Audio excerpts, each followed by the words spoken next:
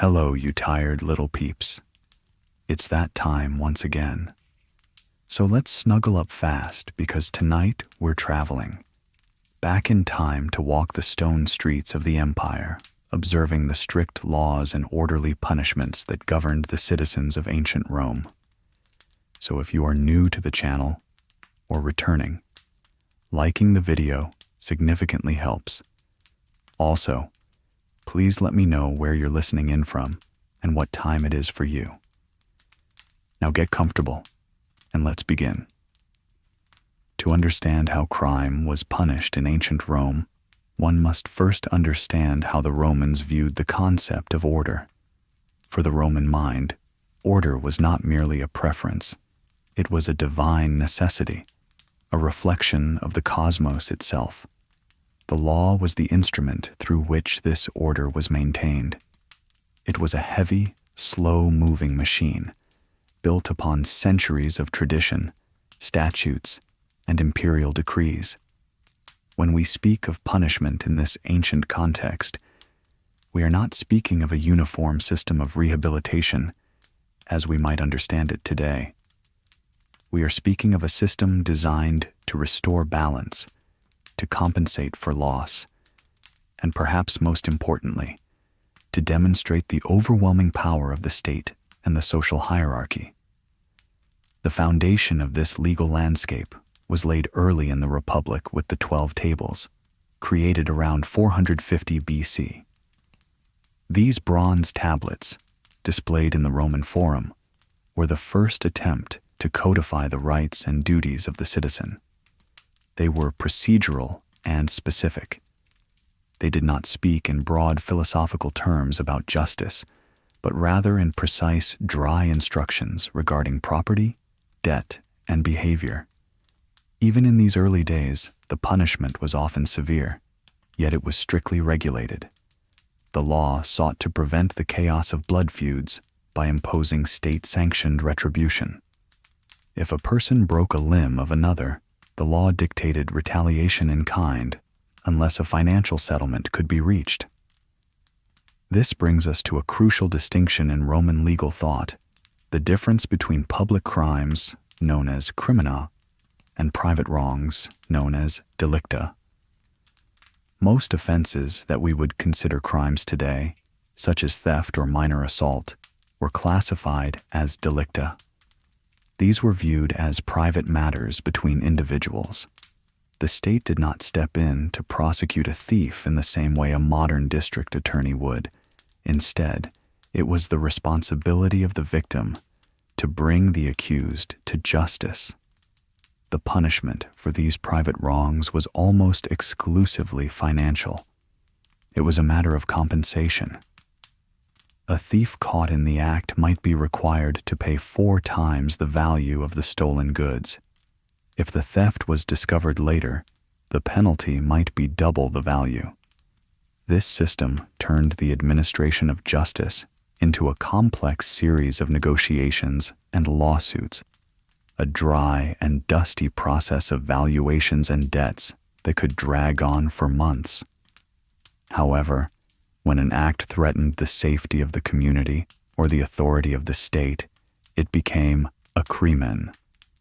These were public crimes: treason, embezzlement of public funds, forgery, and violent murders that disturbed the public peace. For these offenses, the punishments moved away from financial compensation and towards physical penalties. Yet, even here, the application of punishment was not uniform. It was deeply stratified. As the Republic transitioned into the empire, a clear legal distinction emerged between 2 classes of people: the honestiores and the humiliores. The honestiores were the men of status. This group included senators, equestrians, soldiers, and local town councilors. They possessed wealth, influence, and social standing. The humiliores were everyone else: the low-born citizens, the freedmen, and the poor. This distinction is vital because the punishment for a specific crime depended entirely on which group the perpetrator belonged to. If a member of the honestiores committed a serious crime, he might face exile, the confiscation of his property, or, in extreme cases, a swift execution by the sword. He was generally spared the most humiliating and painful forms of death. He would not be thrown to the beasts. He would not be crucified.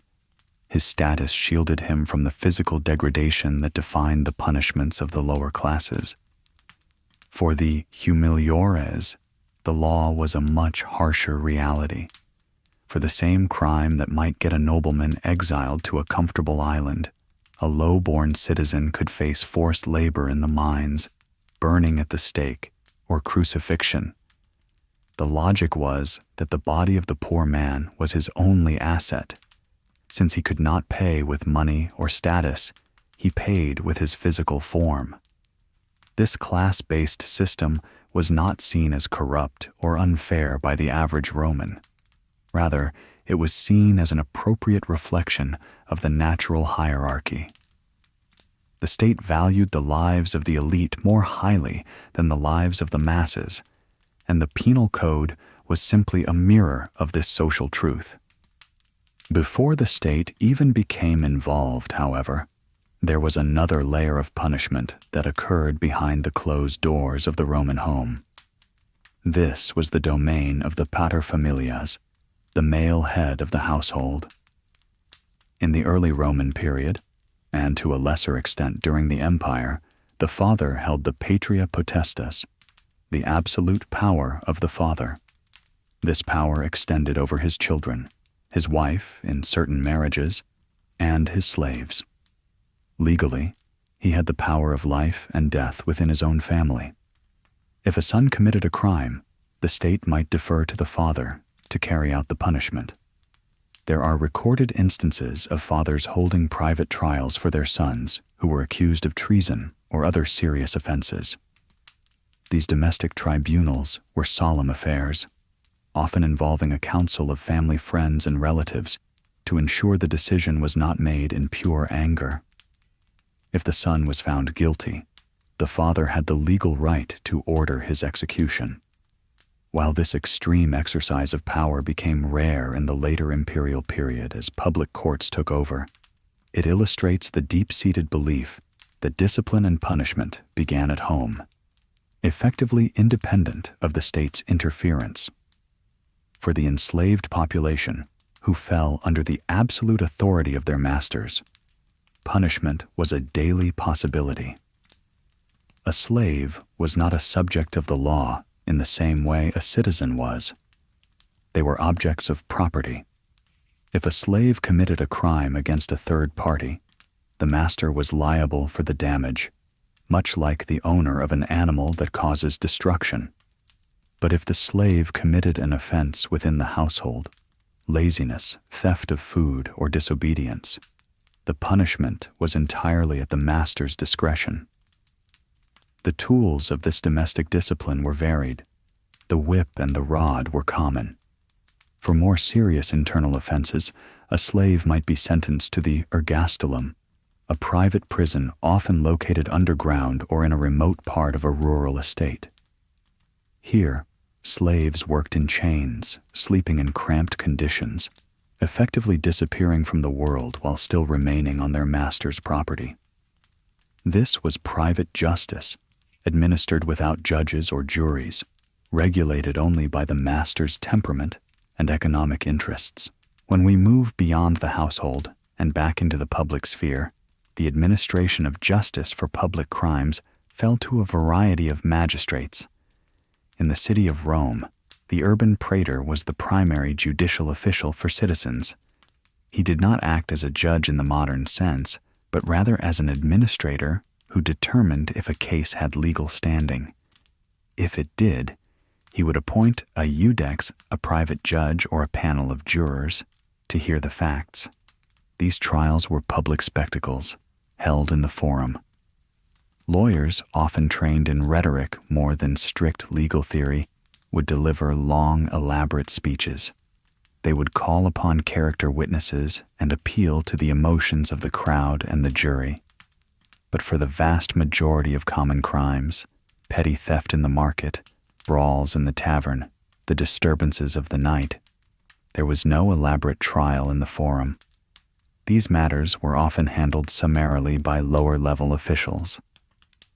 The Tresviri Capitals, also known as the Three Men of the Night Watch, were minor magistrates responsible for the prisons and the execution of criminals. They, along with the Vigiles, the city's watchmen and firefighters, patrolled the dark, narrow streets of Rome. If a low-born criminal was caught red-handed, especially at night, justice could be swift and administrative.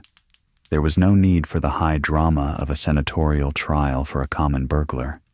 The Tresviri had the authority to order floggings or short-term imprisonment. The Roman prison, the carcer, was not a place of long-term incarceration as we know it. The Romans did not use prison as a punishment in itself. You were not sentenced to 10 years in prison. The carcer was a holding tank. It was a place where the accused waited for trial, or, more grimly, where the condemned waited for execution. The Tullianum, the lowest dungeon of the main prison in Rome, was a dark, damp pit where enemies of the state were strangled or left to starve. It was a place of transition, not residence. The philosophy behind these punishments was rooted in the concept of deterrence through visibility. A fine paid quietly settled a private dispute, but a public crime demanded a public resolution. This is why the location of punishment matters as much as the method. Executions and corporal punishments were not hidden away behind high walls. They were conducted in the open, in the forum, in the amphitheater, or along the busy roads leading out of the city. The criminal's body became a text for the population to read, a visible reminder of the consequences of disorder. When a slave was crucified, it was usually done along a major thoroughfare. The slow, agonizing nature of the death was intended to be witnessed by hundreds of travelers, reinforcing the hierarchy and the futility of rebellion. Let us consider the crime of parricidium, the murder of a close family member, particularly a father. This was viewed with particular horror by the Romans, as it violated both the laws of the state and the fundamental religious structure of the family. The punishment for this specific crime was ancient and highly ritualistic, known as the poena culae, or the punishment of the sack. It is a prime example of how Roman punishment combined legal retribution with religious purification. The condemned person was first whipped with blood-colored rods. Then, they were sewn into a sturdy leather sack. But they were not alone. Into this sack were also placed 4 living animals: a dog, a rooster, a viper, and a monkey. Each animal held a symbolic meaning related to the perversion of filial piety. The sack was then sewn shut and thrown into a river or the sea. The aim was not just to kill the murderer, but to deprive them of the elements. By being enclosed in leather, they did not touch the earth. By being drowned, they did not touch the air. And yet, the water would not wash them clean. They were completely removed from the natural world, obliterated from the community of the living and the dead. This ritualistic approach, however, was reserved for the most heinous offenses against the social order. For other severe crimes, such as arson, the punishment was equally terrifying but less symbolic. Arson was a constant fear in Rome, a city of narrow streets and wooden tenements. A fire could destroy entire districts. Therefore, the arsonist was looked upon as an enemy of the whole city. The law of the 12 tables prescribed that anyone who burned a building or a heap of grain near a house should be bound, scourged, and then burned to death. In later times, this evolved into the crimatio, being burned alive, often in the arena. It was a punishment that fit the crime, fire for fire, and served as a stark warning to anyone who might be careless or malicious with a flame. As we delve deeper into the specific categories of crime, we find that forgery and counterfeiting were also treated with extreme severity. The Roman economy relied on the integrity of its coinage and the validity of wills and contracts. To forge a will was to threaten the orderly transfer of property, which was the backbone of Roman stability. Under the legislative reforms of the dictator Sulla, specifically the Lex Cornelia de Falsis, the penalties for forgery were codified with rigid precision. If a subject was found guilty of forging a will, counterfeiting coins, or bribing a judge, the consequences were immediate. For the honestiores, the penalty was usually deportatio. This was a severe form of exile, involving the loss of citizenship and the confiscation of all property.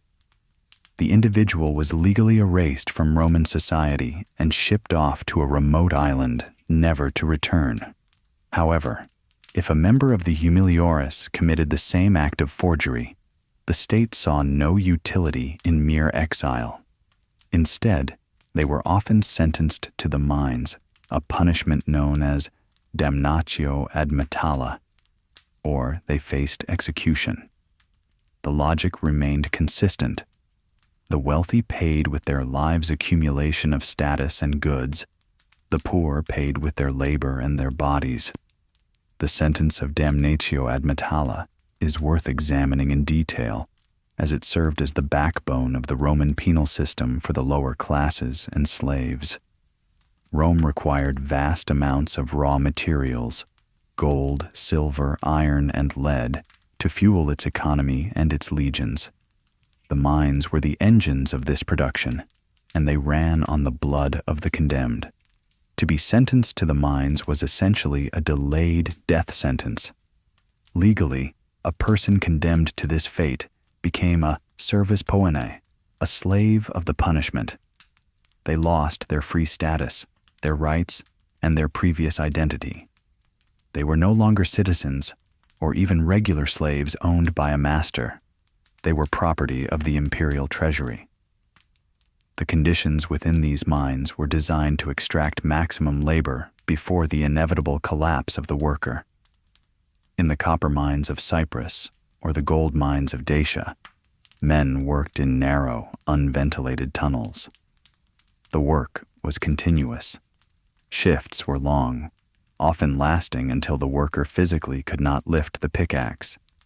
They were shackled in irons to prevent escape and to hamper rapid movement. The air was thick with dust and smoke from the oil lamps used to light the subterranean darkness. It was a monotonous, grinding existence where the only relief was the eventual failure of the body. There was no hope of parole. The sentence was for life, and life in the mines was rarely long. For less severe crimes, a variation existed, damnatio ad opus publicum. This was a sentence to public works. These convicts were used to pave the roads, clean the sewers, or work in the public baths. While still a form of forced labor, it was generally for a fixed term and did not carry the immediate death sentence of the mines. The convicts working on the roads were a common sight, distinct from the general population by their heavy chains and the guards that hovered over them. While the mines consumed the condemned in the darkness of the provinces, the amphitheater consumed them in the glaring light of the city. We often associate the arena with gladiatorial combat, a contest of skill between trained fighters, but the arena also served as the primary venue for capital punishment. This was distinct from the gladiatorial games. These executions typically took place during the meridiani, the midday break in the schedule of games. After the beast hunts of the morning and before the main gladiatorial bouts of the afternoon, the crowds would settle in for the execution of criminals. This slot in the schedule reinforces the low status of the condemned. They were the filler content, the disposal of refuse to keep the crowd occupied while they ate their lunch. The specific form of execution in the arena, damnatio ad bestias, involved exposure to wild animals. This punishment was reserved for the worst criminals among the lower classes. runaway slaves, foreign traders, and later, Christians who refused to sacrifice to the emperor. The state would import exotic animals, lions from North Africa, bears from Caledonia, leopards from the east. The condemned were often tied to stakes or forced into the arena unarmed and naked. There was no sport involved here, no chance for the victim to win. It was a method of disposal that demonstrated the emperor's control over nature itself. By bringing the wild beasts of the frontier to the center of Rome and using them to crush the enemies of order, the state performed a ritual of dominance. The crowd watched not just the death of a criminal, but the reassertion of civilization over chaos. Sometimes the executions were staged as elaborate mythological reenactments. The Romans had a penchant for theatricality, even in death. A criminal might be dressed as the character Orpheus and surrounded by animals, only to be mauled by a bear as the twist in the play. Another might be dressed as Icarus and dropped from a high scaffolding to their death, simulating the fall from the sky. These fatal charades turned the act of punishment into a narrative, distancing the audience from the reality of the violence. It allowed the spectators to view the death as a scene in a story, rather than the ending of a human life. The magistrate presiding over the games, often seeking popularity, would ensure these productions were lavish and creative. The death of the criminal was a gift to the people, a grim form of largesse. In contrast to these public spectacles, the punishment of the upper classes remained largely administrative and bloodless, at least in the eyes of the public. The concept of exilium, or exile, was the standard solution for removing a troublesome aristocrat without shedding noble blood. During the Republic, a man facing a capital trial might choose to go into voluntary exile before the verdict was read. He would flee to a friendly city like Massilia or Rhodes. Once he was gone, the state would issue a decree of aquae et ignis interdictio, the interdiction of water and fire. This legal formula meant that no citizen could provide the exile with the necessities of life within Roman territory. He was effectively dead to Rome. Under the empire, exile became more graded. There was relegatio, a milder form where the person was sent to a specific location for a set time or indefinitely, but they did not lose their citizenship or their property. The poet Ovid, for example, was relegated to Tomis on the Black Sea by Augustus. He retained his property and his rights, but he was physically confined to a bleak frontier town, far from the libraries and salons of Rome. Then there was deportatio, the harsher version mentioned earlier, which involved total loss of status and confinement to a barren rock or island. The islands of the Mediterranean, Gyros, Seriphos, Pandateria, became open-air prisons for the fallen elite. There, they lived out their days in isolation, separated from the political power they once wielded, monitored by soldiers, waiting for an imperial pardon that rarely came. This dichotomy between the physical destruction of the poor and the social isolation of the rich highlights the Roman obsession with the body. The body of the humiliores was expendable material. The body of the honestiores was sacrosanct. However, there was one area where physical punishment was applied with rigorous uniformity, regardless of background, though within its own enclosed system: the Roman military. The legions operated under disciplina militaris, a code far harsher than civil law. A soldier gave up his rights as a citizen when he took the military oath, the sacramentum. The centurion carried a vine staff, the vetus, not just as a symbol of rank, but as a tool of correction. Flogging was a standard punishment for minor infractions, like dirty equipment, or insubordination. For more serious offenses, such as sleeping on guard duty or theft within the camp, the punishment was the fustuarium. In this brutal ritual, the condemned soldier was touched with a cudgel by the tribune. This was the signal for the rest of the soldiers to fall upon him with clubs and stones. If he survived the beating, which was rare, he was expelled from the army with nothing, his life effectively ruined. Cowardice or mutiny by a unit faced the most infamous of Roman punishments: decimation. If a cohort broke in battle or mutinied, the general might order the unit to draw lots. 1 in every 10 men, regardless of their individual innocence or guilt in the specific event, was selected for death. The remaining 90% were forced to club their comrades to death. The survivors were then often put on rations of barley instead of wheat and forced to camp outside the safety of the fortified walls. This collective punishment was designed to instill a fear of the commander that outweighed the fear of the enemy. It reinforced the idea that the unit was a single organism. If one part failed, the whole body suffered.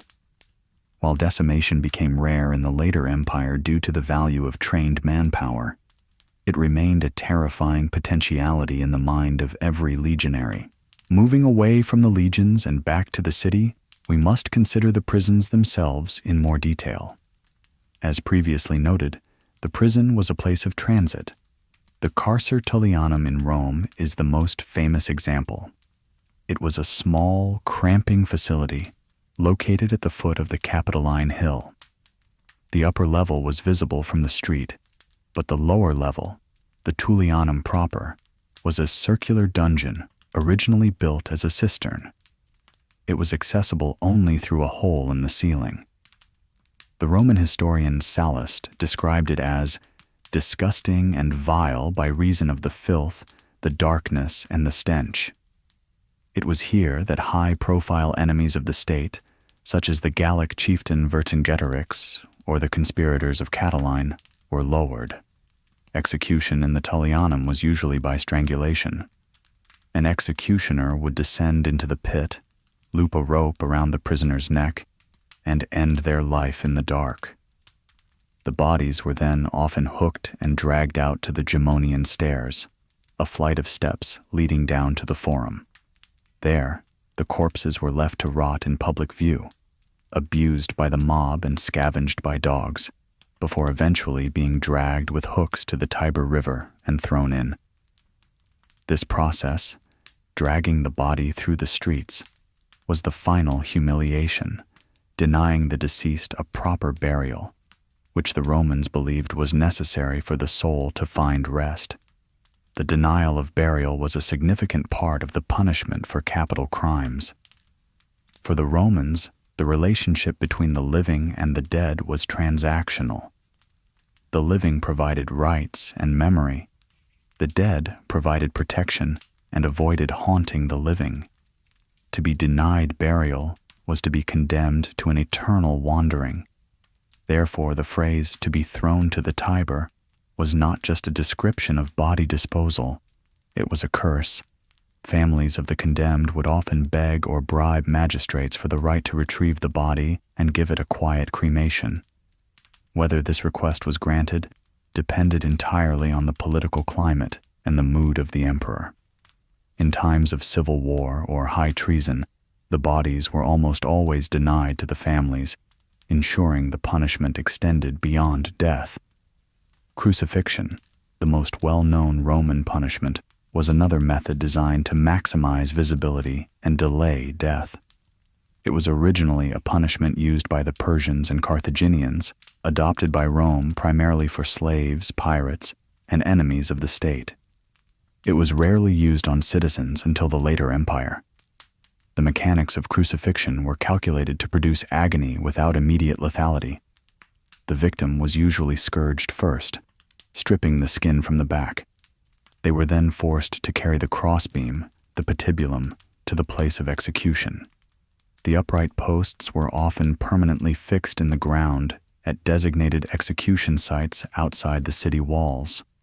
Once at the site, the condemned was stripped and nailed or tied to the crossbeam, which was then hoisted onto the upright post. The feet were then nailed. Death on the cross was not caused by blood loss, but by slow suffocation and exhaustion. To breathe, the victim had to push up on their nailed feet to relieve the tension on the diaphragm. Eventually, the legs would fail, and the person would suffocate. This process could take days. To hasten death, the executioners might break the legs of the victim, the crurifragium, preventing them from pushing up and causing death by asphyxiation within minutes.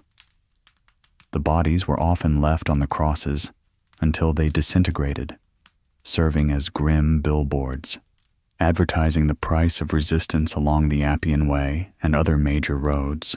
The cruelty of these punishments often overshadows the bureaucracy that enabled them. The Roman legal system was heavily reliant on record-keeping and procedure. Before a man could be thrown to the beasts or exiled to an island, paperwork had to be filed. The governor of a province, for instance, had the power of the ius gladi, the right of the sword. This gave him the authority to execute criminals within his jurisdiction. However, he was required to keep detailed records of his judgments. These records, the commentarii, were sent back to Rome. They listed the names of the accused, the charges, the evidence presented, and the sentence delivered. While many of these records have been lost to time, their existence proves that Roman punishment was not a chaotic frenzy of violence, but a calculated administrative function. In the provinces, the governor would travel on a circuit, holding court in major towns. This was the conventus. The locals would bring their disputes and accusations to him. Since the governor could not possibly hear every case of sheep theft or minor assault, he relied on local magistrates and councils to handle the smaller matters. But for capital crimes, the governor had to be present. This centralization of death ensured that the power to kill remained a monopoly of the Roman state. It also meant that a prisoner might languish in a local jail for months, waiting for the governor's annual visit. The conditions in these provincial jails were often worse than in Rome. Overcrowding was chronic, and disease was rampant. Many accused criminals died of jail fever before they ever stood trial. We must also consider the role of the accuser. In the Roman system, there was no public prosecutor. Criminal cases were initiated by private citizens. This created a system ripe for abuse. A specialized class of accusers emerged, known as delatores. These were informers who made a living by bringing charges against wealthy citizens, particularly for treason or financial crimes. If the accused was convicted, the delator would receive a portion of the confiscated property, sometimes as much as a quarter. This financial incentive turned the legal system into a weapon of political and economic warfare. During the reigns of paranoid emperors like Tiberius or Domitian, the delatores flourished. No one was safe. A casual comment made at a dinner party could be twisted into treason by an informer seeking a payout. The punishment for the accused was ruin. The reward for the accuser was riches. This dynamic created an atmosphere of suspicion and surveillance, where the punishment of crime became secondary to the accumulation of wealth.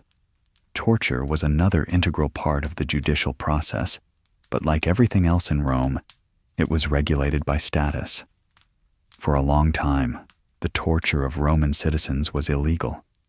A citizen could not be put on the rack or burned with hot plates to extract a confession. However, for slaves, torture was not just permitted. It was often required. The testimony of a slave was generally not considered valid unless it was given under torture. The logic was that a slave, being naturally servile and deceptive, would only speak the truth if forced by pain.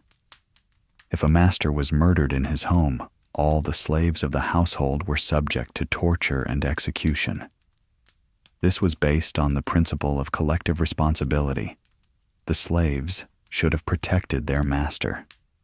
In one famous case during the reign of Nero, the Senate ordered the execution of 400 slaves after their master, Pedanius Secundus, was murdered by one of them. Despite public protests, the sentence was carried out. The law was clear. The safety of the masters depended on the terror of the slaves. As the empire progressed into late antiquity, the distinction between honestiores and humiliores hardened, and the use of torture began to creep upward into the higher classes. In cases of maestas, or treason against the emperor, all protections were stripped away. A senator accused of plotting against the throne could be tortured just like a slave. The definition of treason expanded to include not just physical plots, but also disrespect towards the emperor's image or querying his horoscope. The punishment for treason was almost always death and damnatio memoriae, the damnation of memory. This was a total eradication of the person's existence. Their statues were smashed, their name was chiseled off public inscriptions, and their will was annulled. It was an attempt to kill the person twice, once in the body and once in history. The legal system also dealt with crimes that were religious in nature. The Romans were a pious people who believed that the Pax Deorum, the peace of the gods, was essential for the survival of the state. Atheism, or the refusal to honor the gods, was seen as a threat to public security.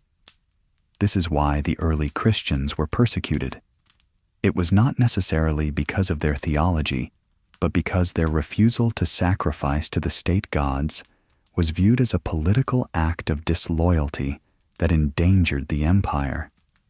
The punishment for this atheism was designed to be a public restoration of the gods' honor. By executing the offenders in the arena, the state was offering a blood sacrifice to appease the offended deities.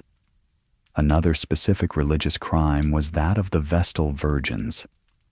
These priestesses were sworn to celibacy and tasked with maintaining the sacred fire of Vesta. If a Vestal broke her vow of chastity, incestum, it was a catastrophe for the state.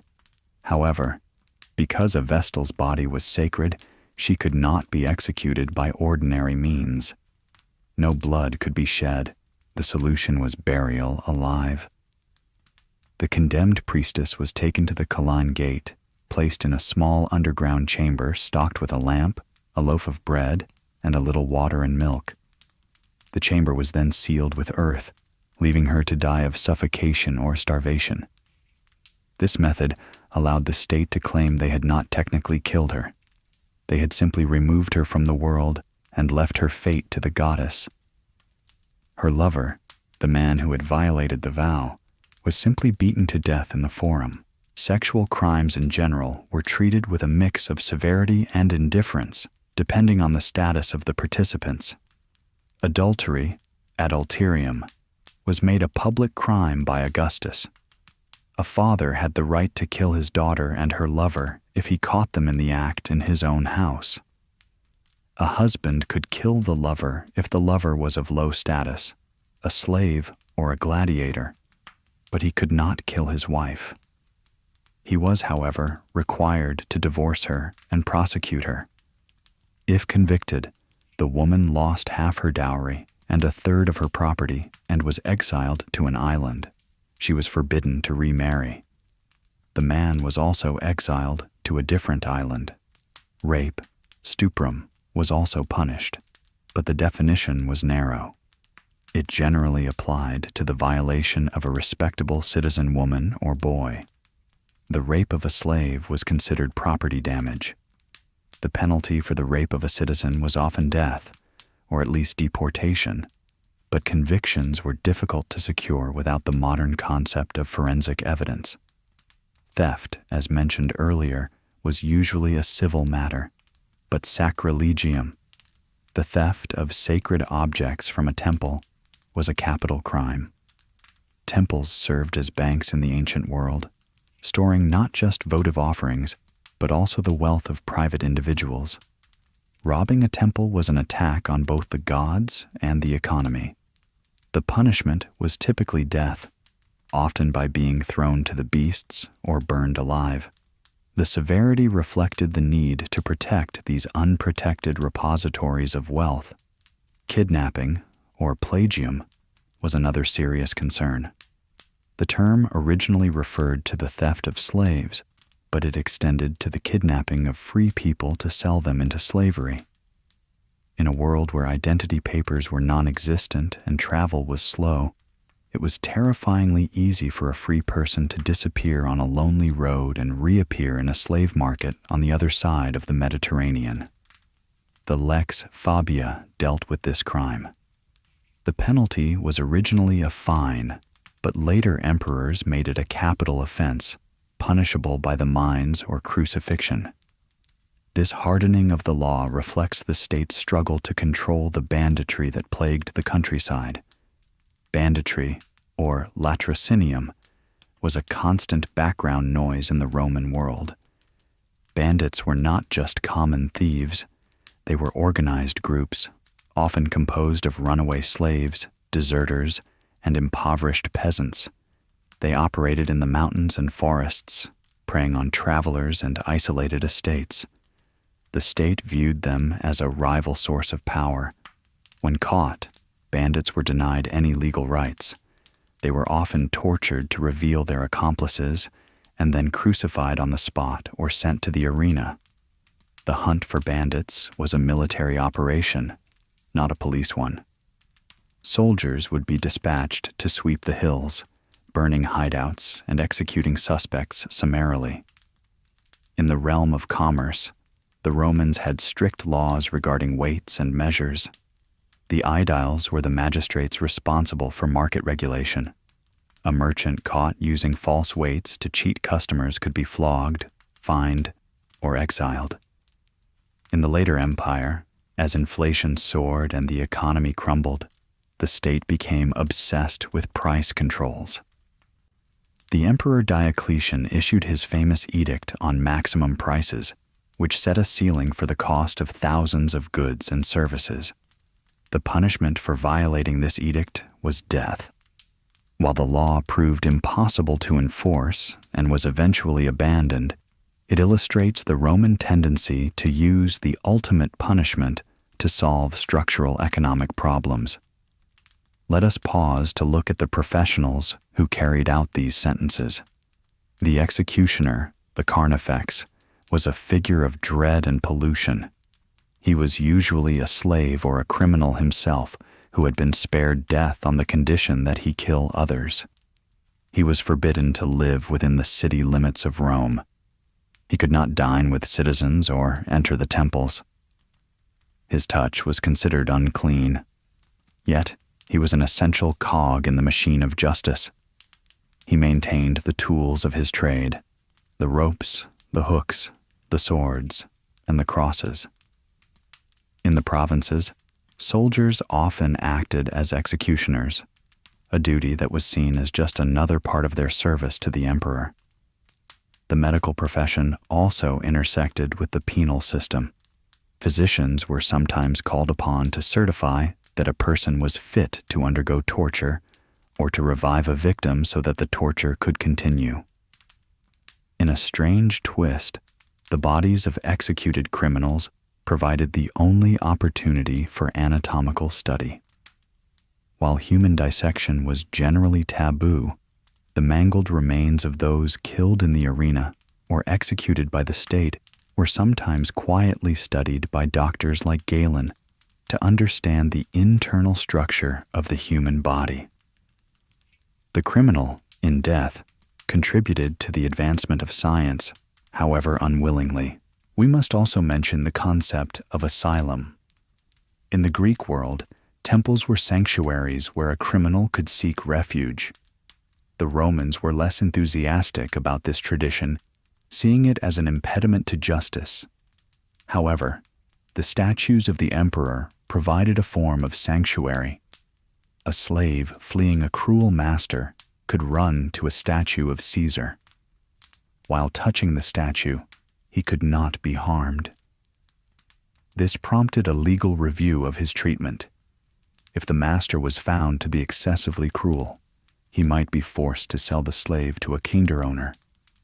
This was a rare instance where the symbol of imperial power offered protection to the lowest rung of society against the immediate authority of the master.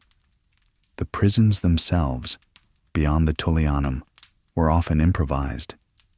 In provincial towns, a section of the baths or a basement in the governor's palace might serve as a jail. Chains were the universal constant. Prisoners were shackled to the wall or to each other. Food was not provided by the state. It had to be brought by family or friends. If a prisoner had no one on the outside, they starved. The guards, often low-ranking soldiers or public slaves, were notoriously corrupt. Everything in prison had a price: a better spot to sleep, the removal of heavy chains, access to light, or the delivery of a message. The prison was a microcosm of the outside world, but with the brutality amplified and the hope removed. For the Roman aristocrat facing a death sentence, there was often one final avenue of escape: suicide. This was not seen as a cowardly act, but rather a stoic acceptance of fate and a final exercise of control.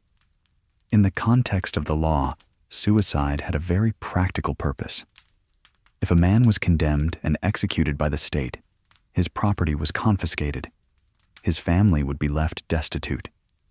However, if he anticipated the verdict and took his own life before the trial concluded, the legal proceedings technically ceased. There was no defendant to convict. Therefore, his will remained valid, and his property passed safely to his heirs. Emperors like Tiberius attempted to close this loophole, arguing that suicide in the face of a charge was an admission of guilt, but the practice persisted. It became a grim negotiation. A messenger might arrive from the palace with a simple instruction: "The emperor advises you to die." The recipient knew that to refuse was to invite a public execution and the ruin of his house. To obey was to save his family's fortune. Thus, many famous Romans opened their veins in a warm bath, dictating their final letters while slowly drifting into oblivion, victims of a legal system where death was the only form of plea bargaining. The ultimate source of all this law, the apex of the pyramid, was the emperor. While the Republic had relied on juries and magistrates, the empire slowly concentrated judicial power in the hands of one man. The emperor was the supreme judge. He could hear any case he wished, and his decision was final. There was no appeal, for there was no one higher to appeal to. This power of cognitio allowed the emperor to bypass the standard courts entirely. He could be merciful or cruel on a whim. The Emperor Claudius was known for sitting in the courts for hours, delighting in the minutiae of legal arguments, often making unpredictable rulings that baffled the lawyers. Other emperors, like Caligula, used the judicial system as a tool of terror, inventing crimes to eliminate rivals.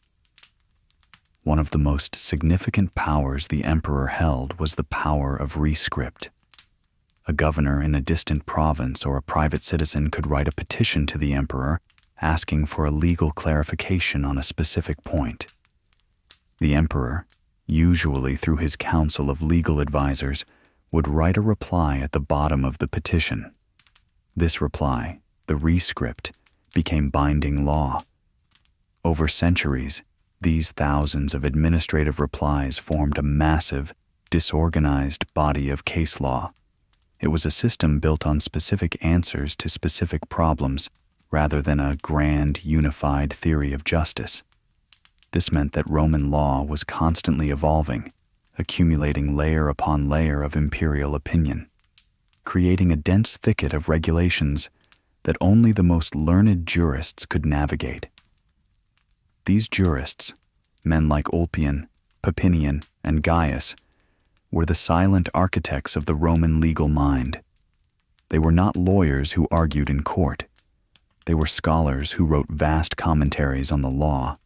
They categorized, defined, and interpreted. They debated endlessly about the precise definition of theft or the exact moment a contract becomes binding. Their writings were so influential that in the later empire, judges were legally bound to follow the majority opinion of these specific ancient writers. If Papinian said one thing and Ulpian said another, there was a mathematical formula to decide who was right.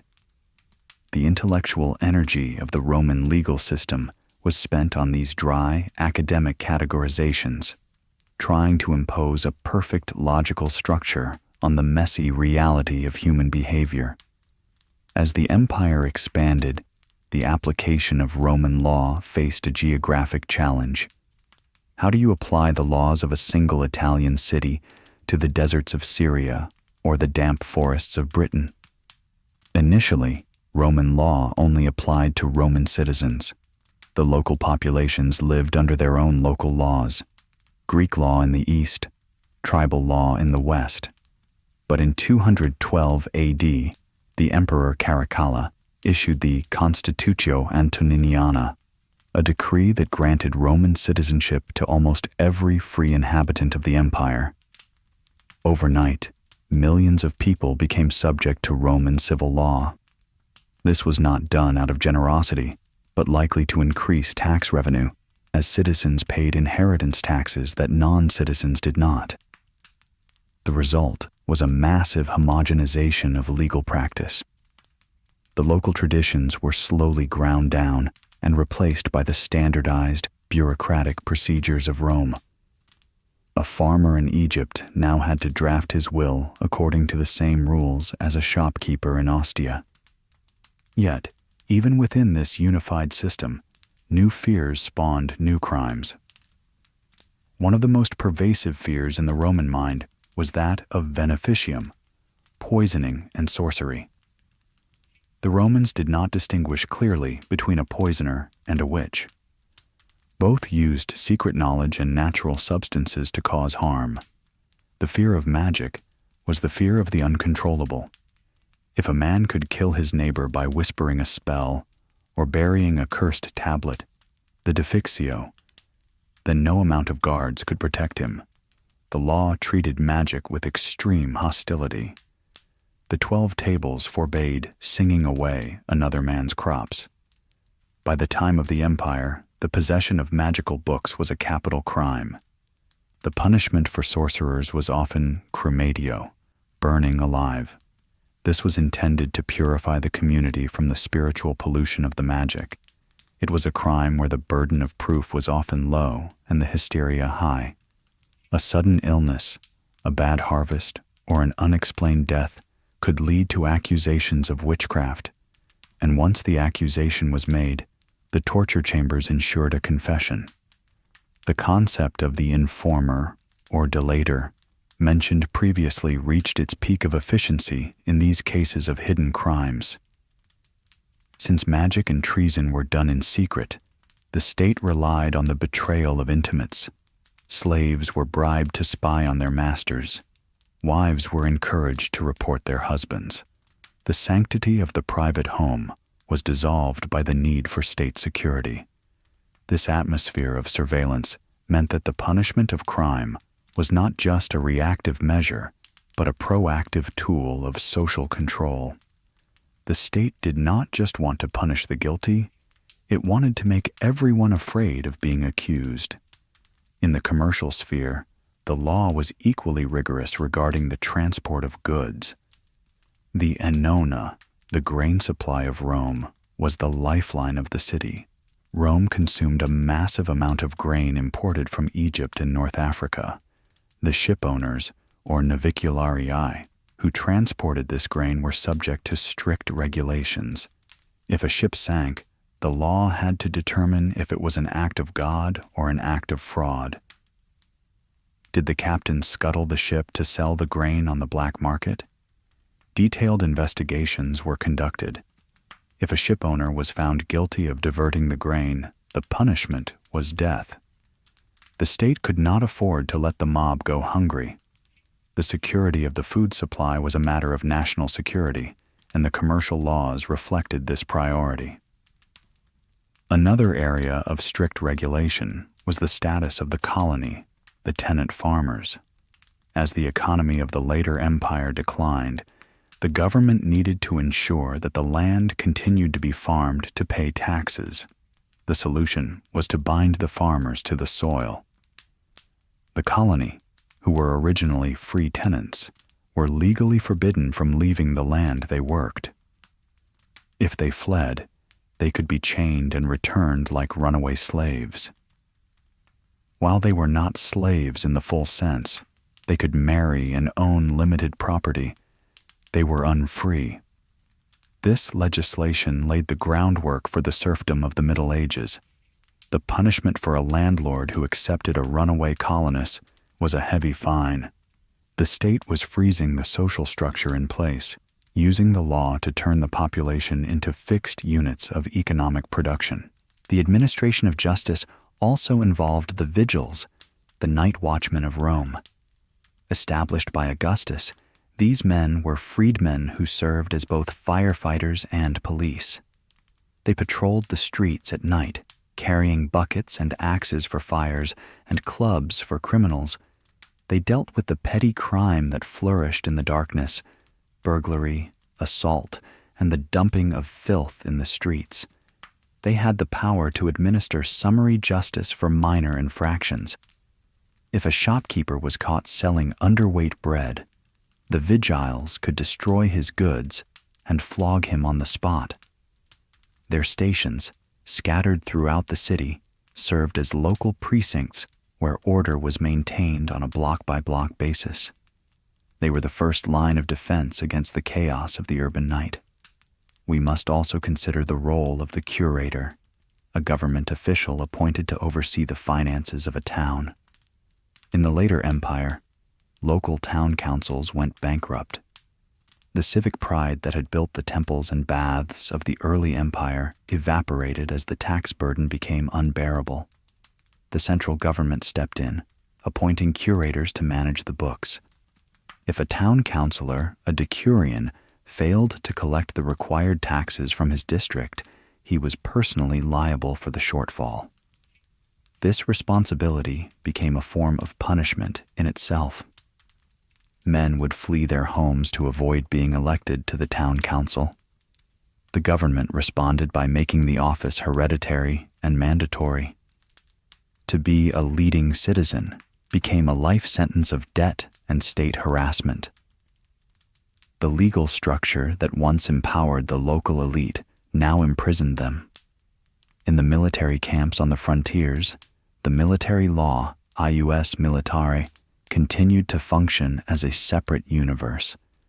But even here, things were changing. In the early days, a soldier could not legally marry. His wife and children were not recognized by the state. This was intended to keep the soldier loyal only to the legion. But by the time of Septimius Severus, this ban was lifted. Soldiers could marry and live with their families outside the fort. This softened the harsh discipline of the camp, but created new legal headaches. What happened to the pension of a soldier who died in battle? How were his children's rights protected? The military courts had to expand their scope to deal with inheritance and family law, blending the rigid discipline of the army with the domestic concerns of civilian life. The punishment for desertion remained absolute. A deserter, if caught, was usually executed in front of the troops to serve as an example.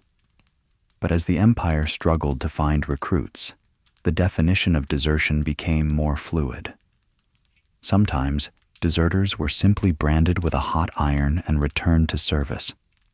The brand was a permanent mark of shame, ensuring that if they ran away again, they would be instantly recognized.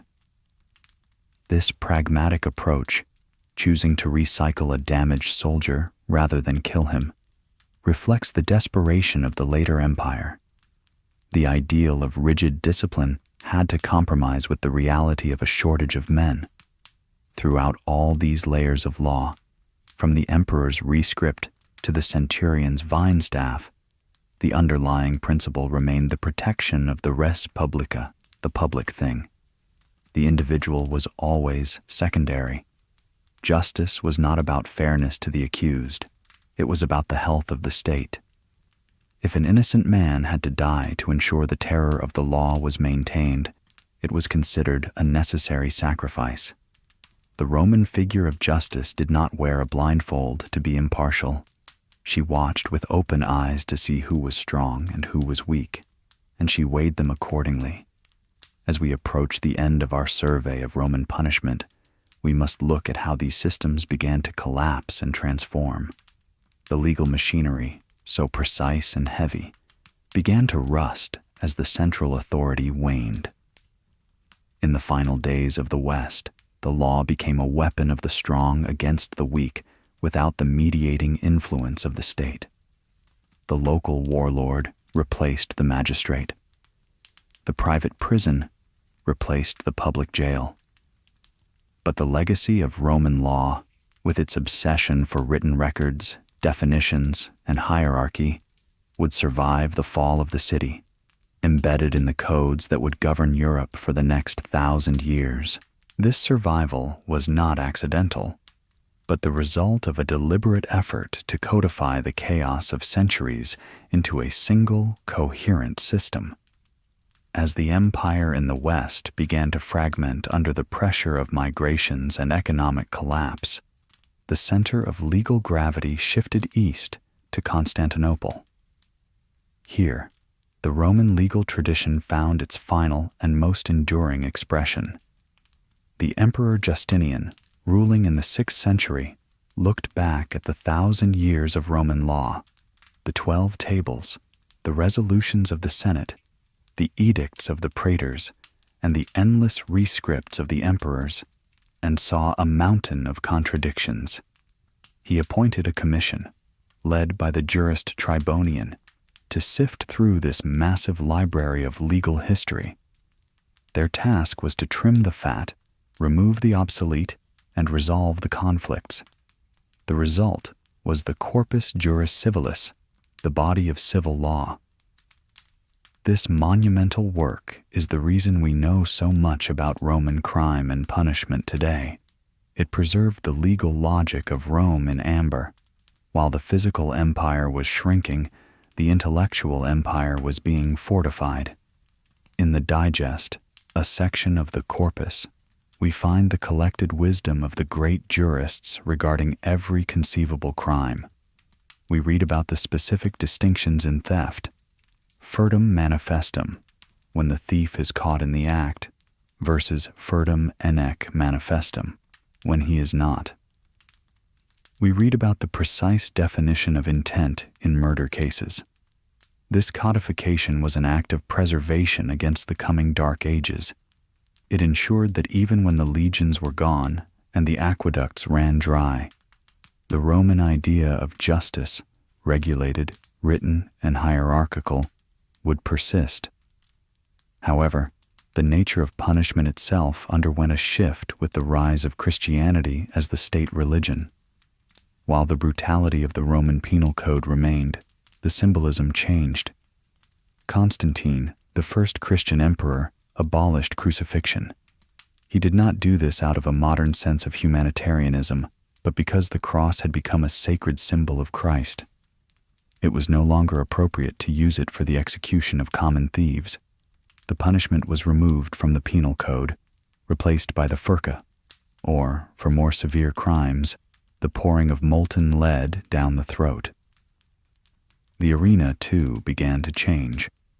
Gladiatorial combat, which had been the centerpiece of the Roman entertainment complex, was gradually phased out.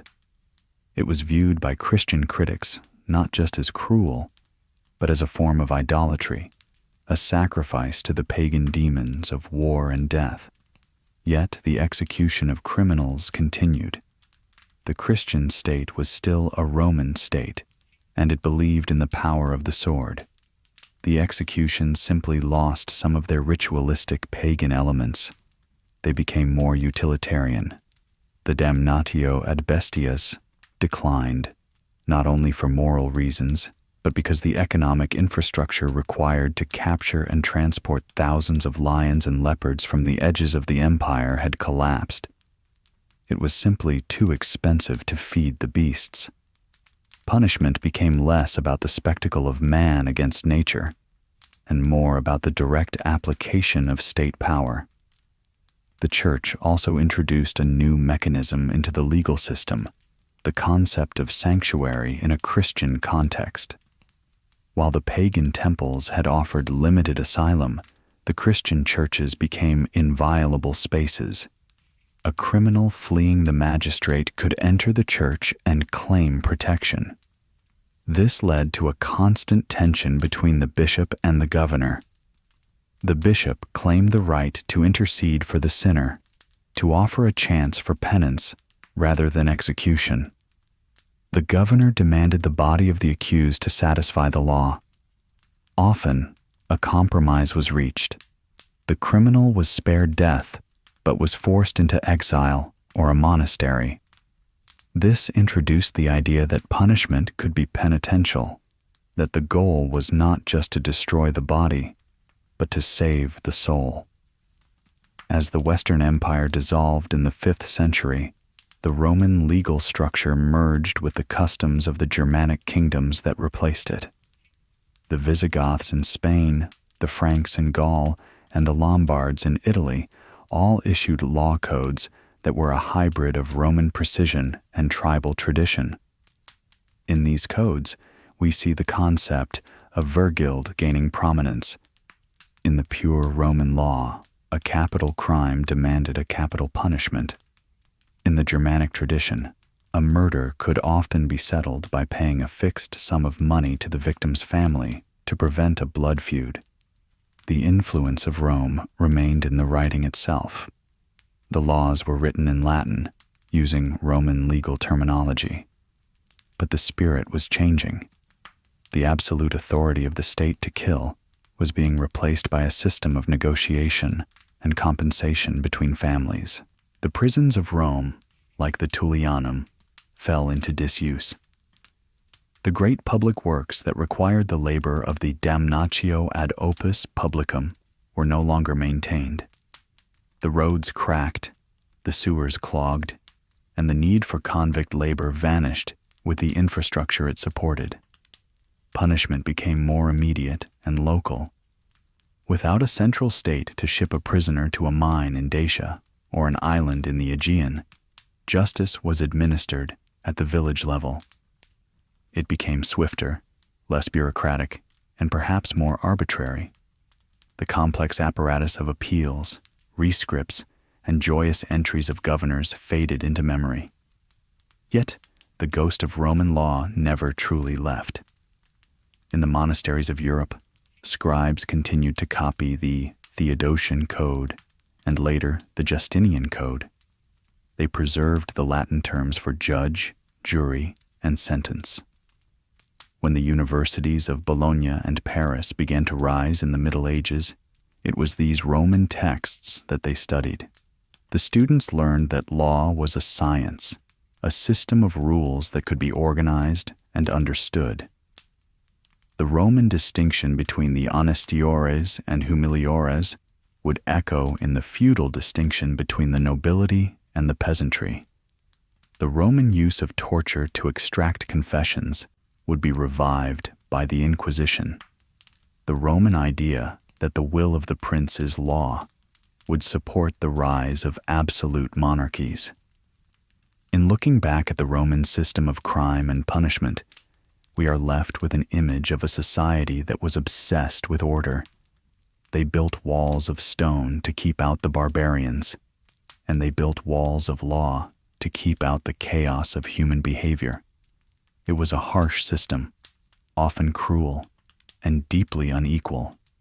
It valued the state above the individual and property above life. But it was also a system that believed in the power of the intellect to regulate the world. It replaced the vendetta with the court. It replaced the anger of the mob with the decision of the magistrate. The ruins of the basilicas in the Roman Forum, where the judges once sat on their curule chairs, are now silent. The crowds that cheered the executions in the Colosseum are gone. The cries of the prisoners in the stone pits of the Tullianum have faded. What remains are the words, the definitions of justice, the procedures of the trial, the logic of the law.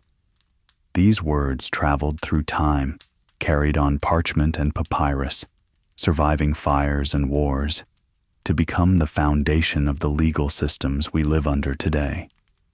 The Roman Empire fell, but Roman law conquered the world. Now back in time to observe the quiet methods of heating and insulation that protected the citizens of Rome from the winter chill. So if you are new to the channel or returning, liking the video significantly helps. Also, please let me know where you're listening in from and what time it is for you. Now get comfortable and let's continue. When we think of ancient Rome, the image that often comes to mind is one of perpetual summer. We imagine white marble baking under a golden sun, citizens walking in light linens, and open-air courtyards filled with light. However, the reality of the Roman climate, and indeed the vast territory of the empire, was far more variable.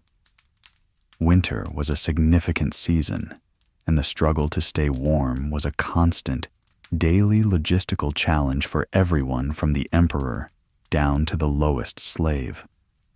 The Italian peninsula itself is subject to damp, penetrating cold, particularly when the winds sweep down from the Alps or the Apennines. The Tramontana, a cold north wind, could lower temperatures drastically, turning the stone city into a refrigerator. To understand how the Romans dealt with this, we must first look at the buildings themselves. Long before lighting a fire, the first line of defense against the cold was architecture. The Roman architects, heavily influenced by Greek theories and codified by writers like Vitruvius, understood the principles of passive solar heating. They did not simply place a building on a plot of land. They oriented it to harvest the heat of the sun. Vitruvius, in his treatise on architecture, explicitly stated that dining rooms and winter apartments should face the winter sunset. This allowed the rooms to absorb the afternoon light and retain that warmth into the evening. A well-designed Roman villa was a machine for capturing sunlight. The layout of the house was seasonal. A wealthy Roman house, a domus, was not used uniformly throughout the year. There were specific rooms designated for summer use, often facing north to remain cool, and specific rooms for winter use. The winter triclinium, or dining room, was smaller and more enclosed than its summer counterpart.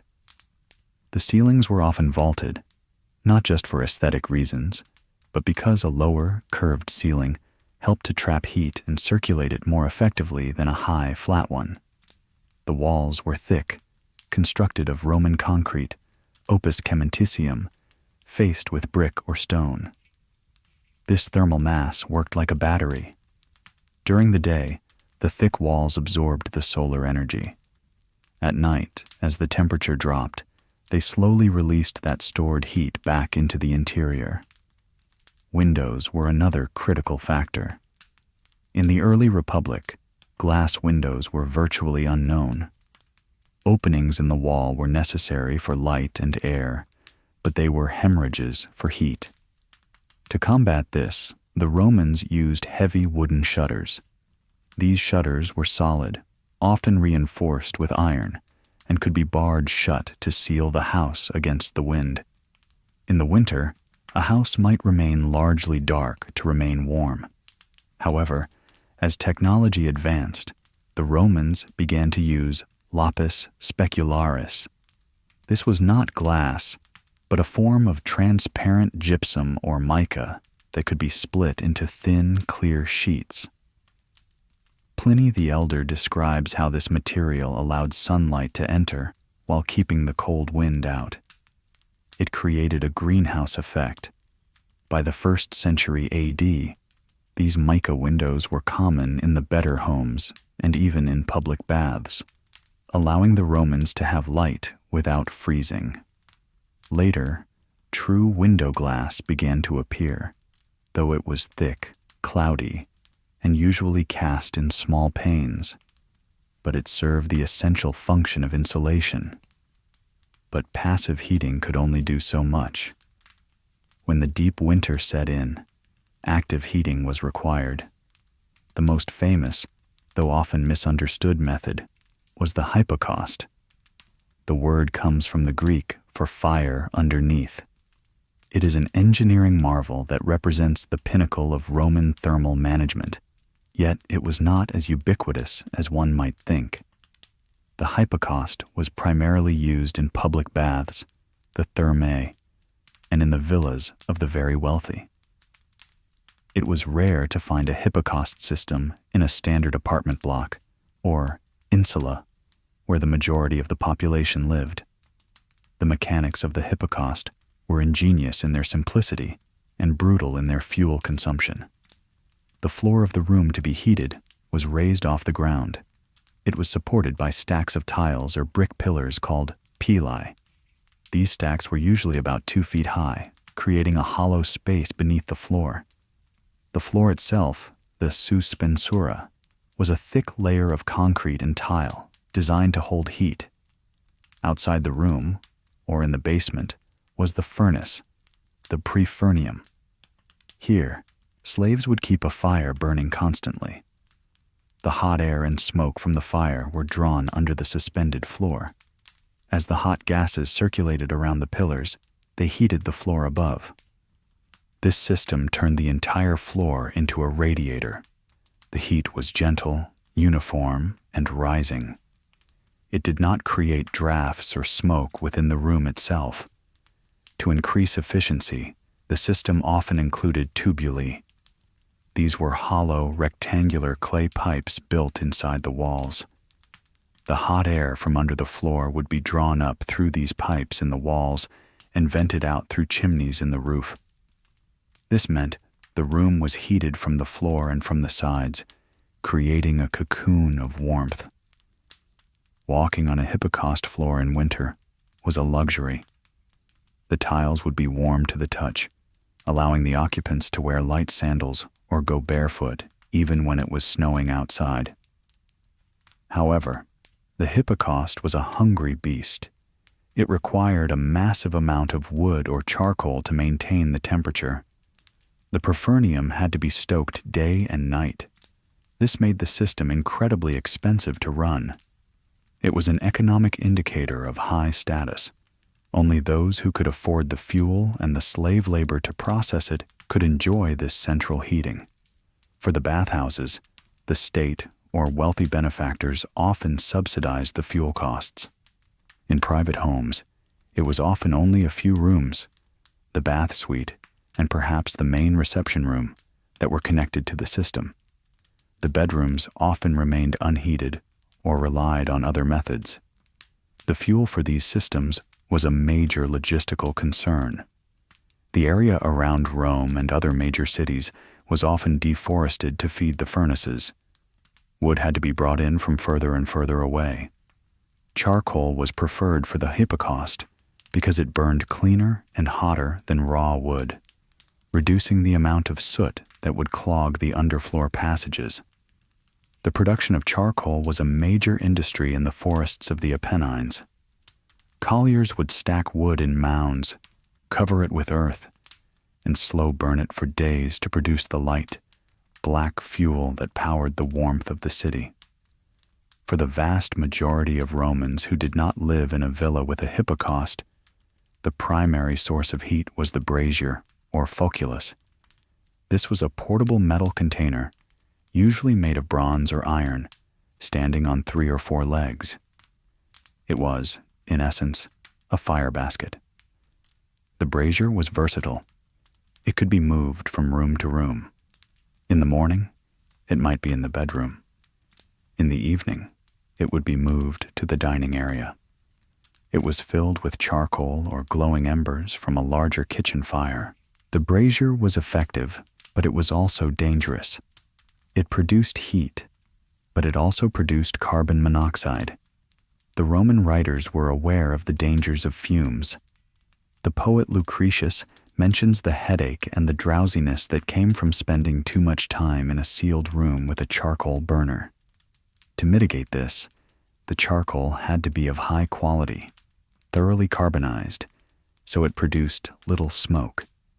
Sometimes, aromatic herbs or wood chips were thrown onto the embers to mask the smell of the fumes and to scent the room. The brazier was not just a heater, it was a piece of furniture. Elaborate braziers with intricate designs, lion's paw feet, and decorative handles were status symbols. For the poor, a simple cracked clay pot filled with embers served the same purpose. The danger of fire was constant. In the insulae, the tall, rickety apartment buildings of Rome, using an open fire for heating was a terrifying risk. These buildings were constructed with large amounts of wood and timber. A brazier knocked over could ignite a rug or a piece of furniture, and within minutes, an entire block could be in flames. The history of Rome is punctuated by devastating fires, many of which started in the winter months when heating was in heavy use.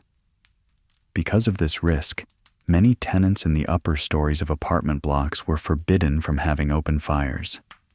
They had to rely solely on body heat and clothing. This brings us to the personal aspect of staying warm: clothing.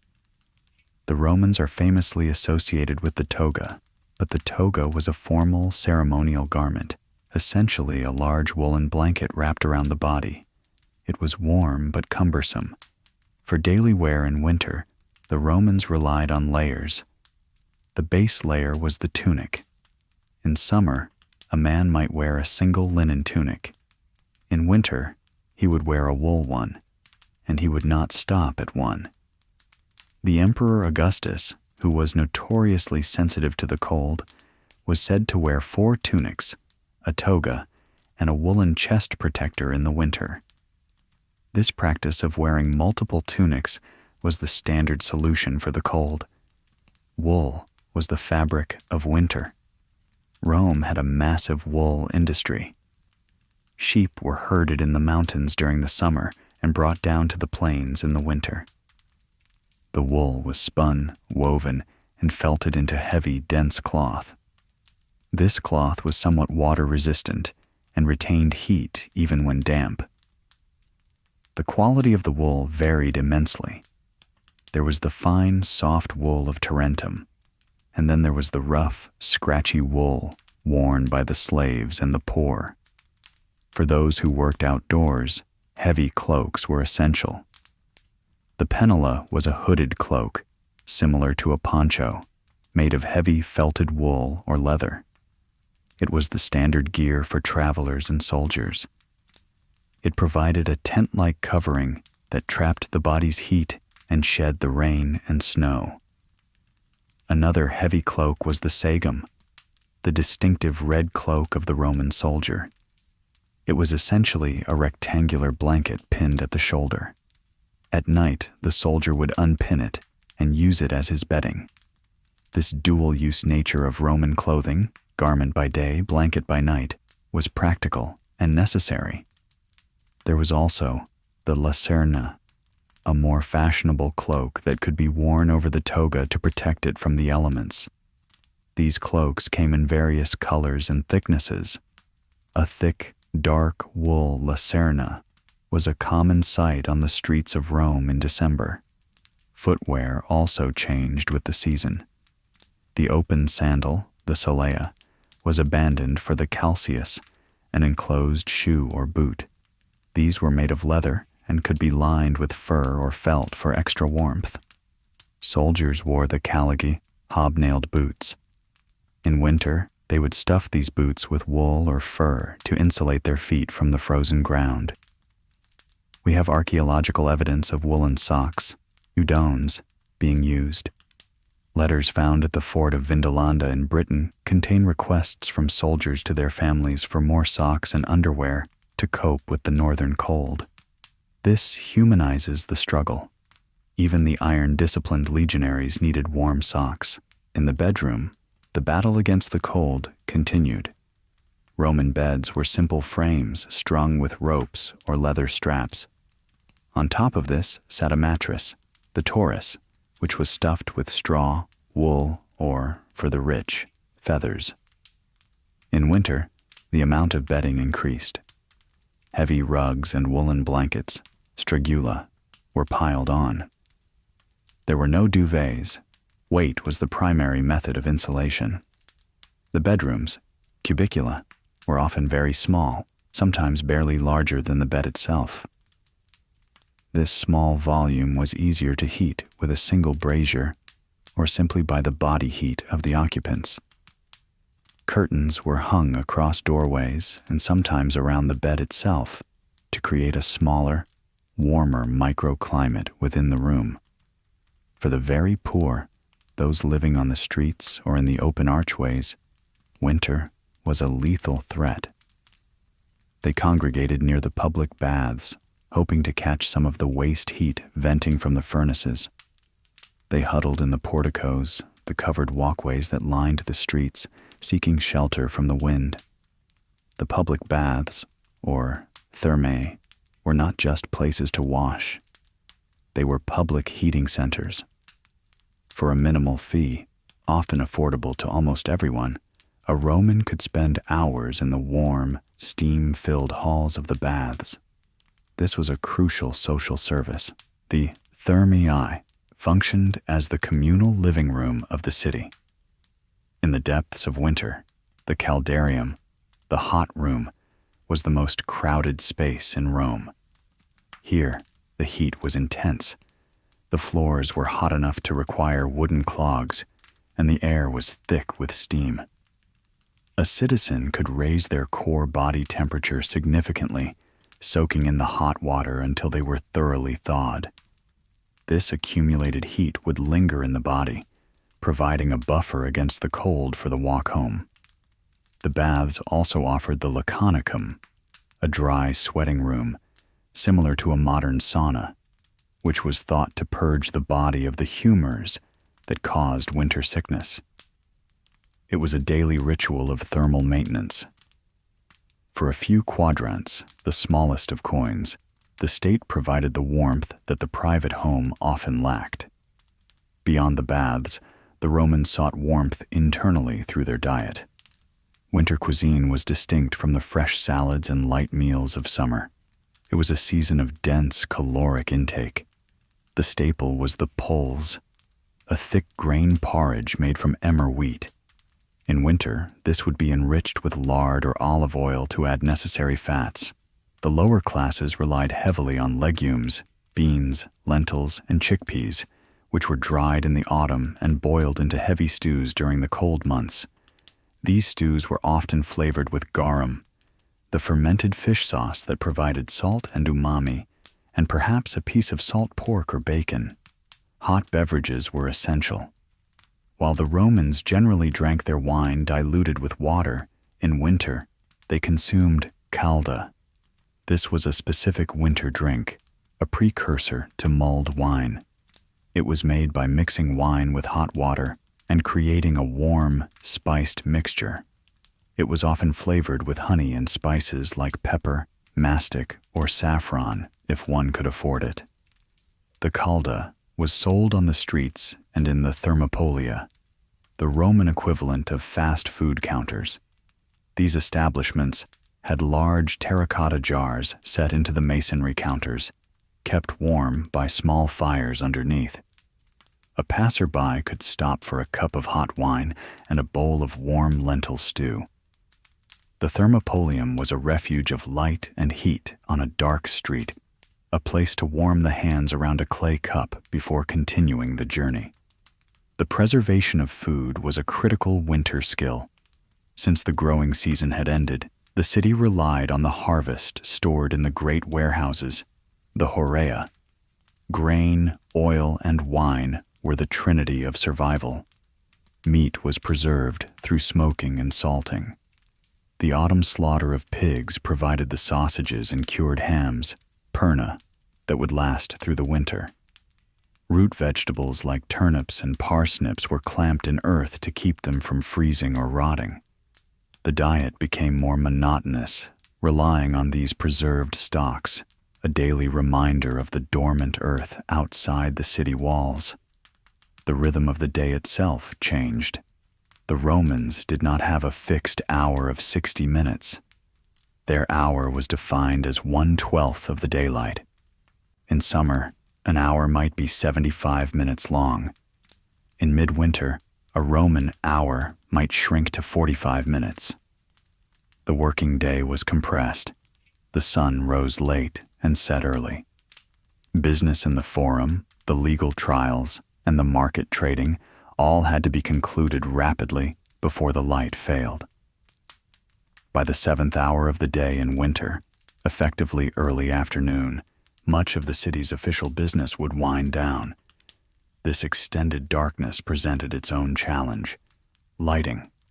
To keep a house lit during the long winter evenings required oil. Olive oil was not just food, it was fuel.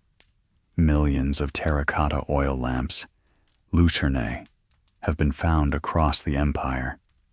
A simple lamp produced a dim, flickering light and a fair amount of smoke. To light a large room required dozens of them. The cost of oil could be significant for a poor family. Therefore, the winter routine often involved going to bed shortly after sunset. The darkness dictated the schedule. For the wealthy, however, winter evenings were a time for the lucubratio, working by lamplight. It was a sign of diligence and status to be able to study or write late into the night, burning expensive oil to push back the winter gloom. The psychological weight of winter was lifted by the festival calendar. The Romans understood the need for communal distraction during the darkest days. The most famous of these was Saturnalia, held in December. Originally a harvest festival, it evolved into a week-long carnival that overturned social norms. It began on December 17th. The courts were closed, and no wars could be declared. The most significant aspect for our purpose was the relaxation of discipline and the emphasis on comfort. The strict woolen toga was set aside in favor of the synthesis, a colorful, loose-fitting dinner garment that was usually forbidden in public. Even the slaves were allowed to wear it. Saturnalia was a festival of lights. Gifts of wax tapers, serai, were exchanged. These were tall candles, distinct from the oil lamps. The giving of a candle symbolized the return of light and the warmth of friendship. It was customary to keep these candles burning, filling the houses with a rare brightness. The masters served the slaves at the dinner table, a ritual reversal that reinforced the social bond by temporarily suspending it. There was abundant food and wine. The psychological effect of this collective feasting and relaxation cannot be overstated. It broke the monotony of the cold season, providing a focal point of warmth and excess that carried the population through the solstice. Following Saturnalia, in January, came the Kalends, another period of celebration marking the new year. Gifts of honey, dates, and figs were exchanged to ensure the coming year would be sweet. Branches of laurel and evergreen trees were used to decorate the houses, bringing a symbol of life into the stone interior. These festivals were mechanisms of social insulation, keeping the community bound together against the isolating effects of the cold. But for the Roman military, winter was a different reality. The legions operated under the concept of the campaigning season. War was generally a summer activity. In late autumn, the armies would retire to winter quarters, or hiberna. These were not temporary tented camps, but semi-permanent towns built of timber or stone. The hibernas were designed for survival. The barracks were substantial, with insulated walls and sometimes even primitive heating systems. The soldier's primary enemy in winter was idleness. A bored army in winter quarters was a dangerous thing, prone to mutiny or softness. To combat this, the commanders enforced a regime of maintenance and training. The soldiers spent the winter repairing their kit, sharpening swords, and mending the lorica segmentata armor. They built roads and repaired the fort's defenses. If the weather was too severe for outdoor drill, they trained in large covered halls, the Basilica Exercitatoria. Here, they practiced weapon handling and marching, staying fit and warm through exertion. The strategic situation changed in winter. The rivers, which were barriers in summer, could freeze over, becoming bridges for barbarian raiders. The Rhine and the Danube were the frozen frontiers. The Roman patrols had to be vigilant, watching the ice for signs of movement. Paradoxically, the frozen ground could sometimes facilitate movement better than the mud of autumn, leading to winter raids that required sudden, brutal responses. However, the Mediterranean Sea, the Mare Nostrum, was effectively closed. This was the Mare Clausum. The winter storms made shipping too dangerous. From November to March, the great grain fleets docked. The empire stopped moving by sea. News traveled slower. Rome became more isolated from its provinces, turning inward, relying on the stockpiles accumulated during the sailing season. In the rural countryside, the Villa Rustica, the working farm, entered a period of dormancy. The agricultural writers like Cato and Columella gave specific instructions for the winter months. It was a time for indoor work. The farm slaves would weave baskets, repair tools, and sharpen stakes for the vineyards. The olives were pressed in December and January, a labor-intensive process that generated its own heat in the pressing rooms. The livestock required special care. The cattle were brought into stalls, and their feed had to be carefully rationed. The warmth of the animals in the barn often provided a heated workspace for the farmhands. The proximity of humans and animals was a practical strategy for sharing body heat. Health in winter was a major concern for the Roman medical mind. The physician Galen wrote about the humors and how the cold and wet of winter increased the production of phlegm.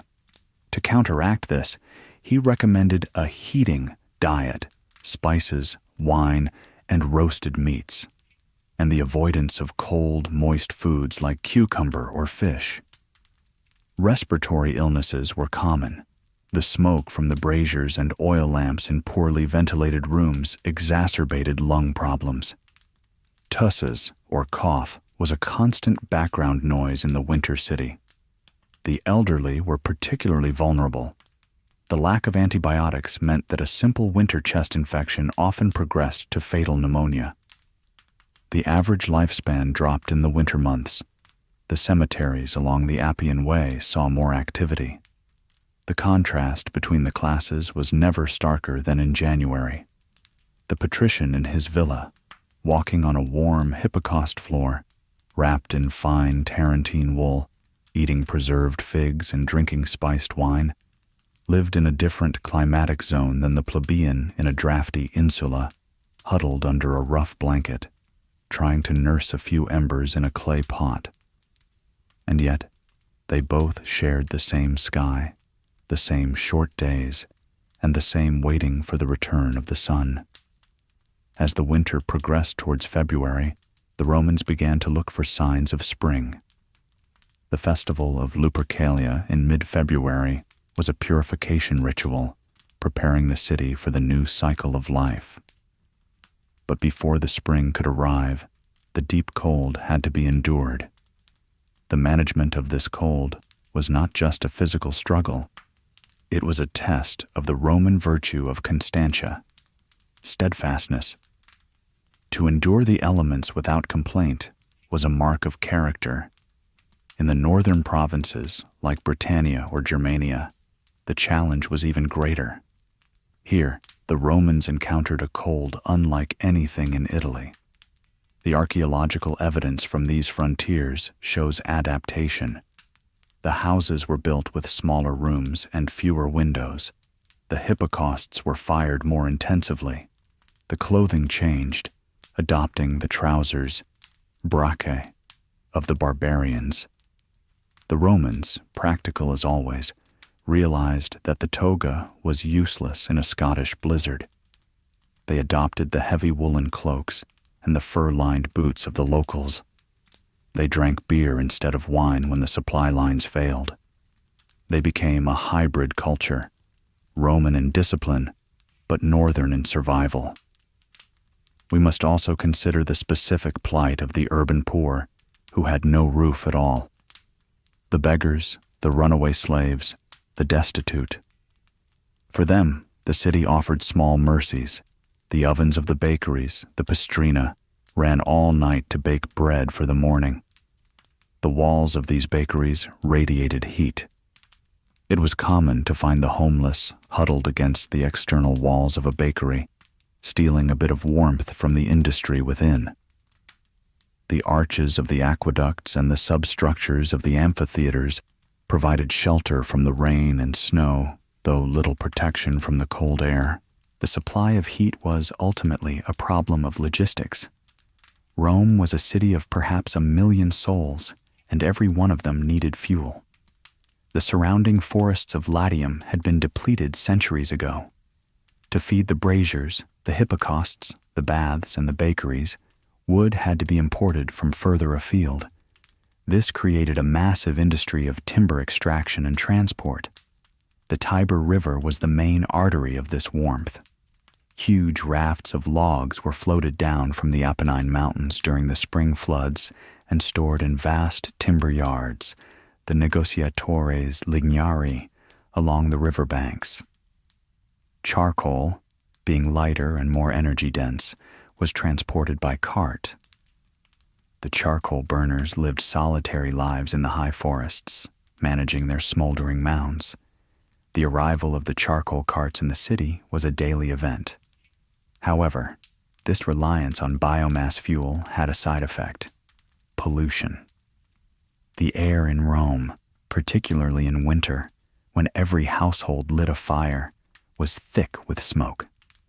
The Roman writers complained of the graviorus caeli, the heavy heaven, and the soot that blackened their togas and stung their eyes. To leave the city for the countryside was to escape this smog. The very act of staying warm contributed to the respiratory issues that plagued the urban population. Inside the Roman home, the battle against drafts was fought with textiles. We have mentioned clothing, but the use of fabric extended to the architecture. Doorways in Roman houses rarely had hinged wooden doors inside the house. Instead, rooms were separated by heavy curtains or tapestries known as vela or aulaei. In winter, these were thick, heavy wool or felt. They could be dropped to seal off a room or pulled back to allow airflow. A well-placed curtain could raise the temperature of a small room significantly by preventing the convection currents that cooled the air. Tapestries were also hung on the stone walls. A bare stone wall radiates cold, sucking the heat out of a human body. By covering the wall with fabric, the Romans added a layer of insulation. These wall hangings often depicted mythological scenes, adding color to the dim winter interiors, but their primary function was thermal. The wealthy might have tapestries woven with gold thread, while the modest household used simple dyed wool. But the principle remained the same: isolate the stone. The floors, too, required treatment. The famous mosaics of Rome are beautiful, but they are cold to the touch. In summer, this was a benefit. In winter, it was a liability. The Romans covered their mosaics with mats made of woven rush, straw, or heavy wool. In the bedrooms, straw was often scattered on the floor to provide a layer of insulation, a practice that continued well into the Middle Ages. For the very wealthy, rugs imported from the East, from Persia or Anatolia. provided a luxurious barrier against the chill of the pavement. Let us return to the concept of the hearth. In the ancient Roman home, the atrium was the central hall.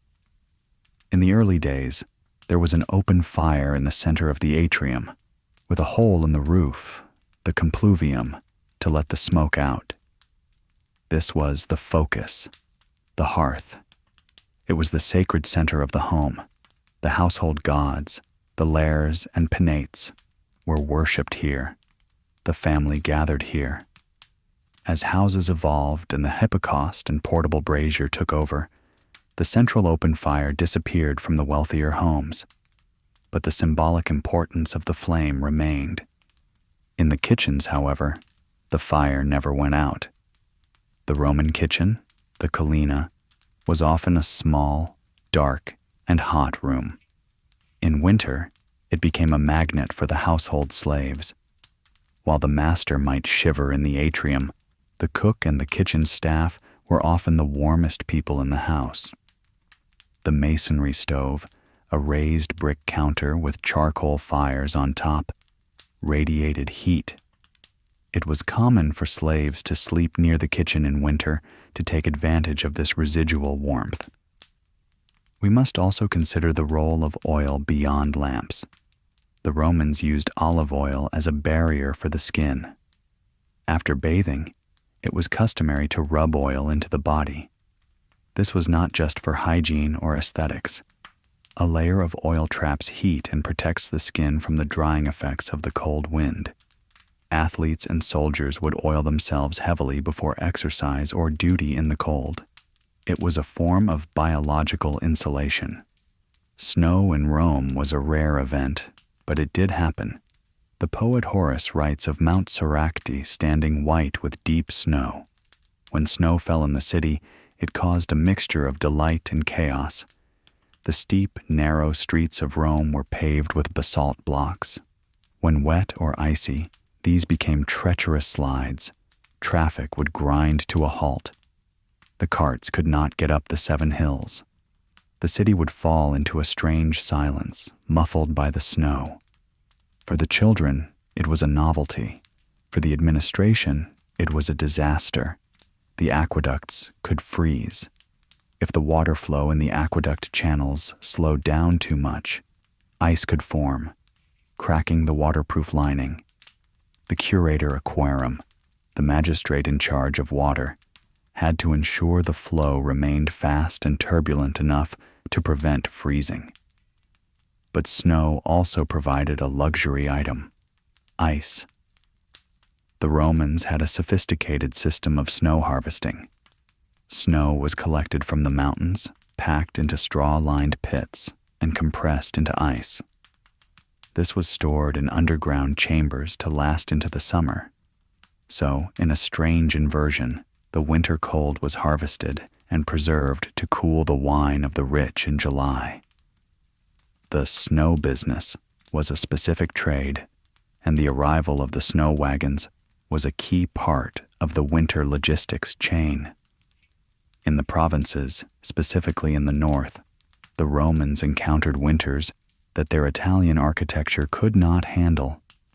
In Britain and Germany, the courtyard house, with its open center, was impractical. The Romans adapted. They built aisle barn houses, long rectangular structures where humans and animals lived under one roof. They adopted the sunken floor hut, the Gruben house. By digging the floor of a hut a few feet into the ground, the earth provided natural insulation. It stayed cooler in summer and, crucially, warmer in winter. The soldiers on Hadrian's Wall faced a bleak existence. The wind chill on the crags of Northumberland is severe. Archaeological finds suggest they used window glass more extensively there than in the south, purely for insulation. They also consumed vast amounts of beer and high-fat meat. The sheer caloric burn of standing guard in sub-zero temperatures required a different diet. The Roman way of life had to bend to the climate. We find evidence of leather tents being replaced by sturdy wooden barracks earlier in the north. A leather tent in a Scottish winter is a death trap.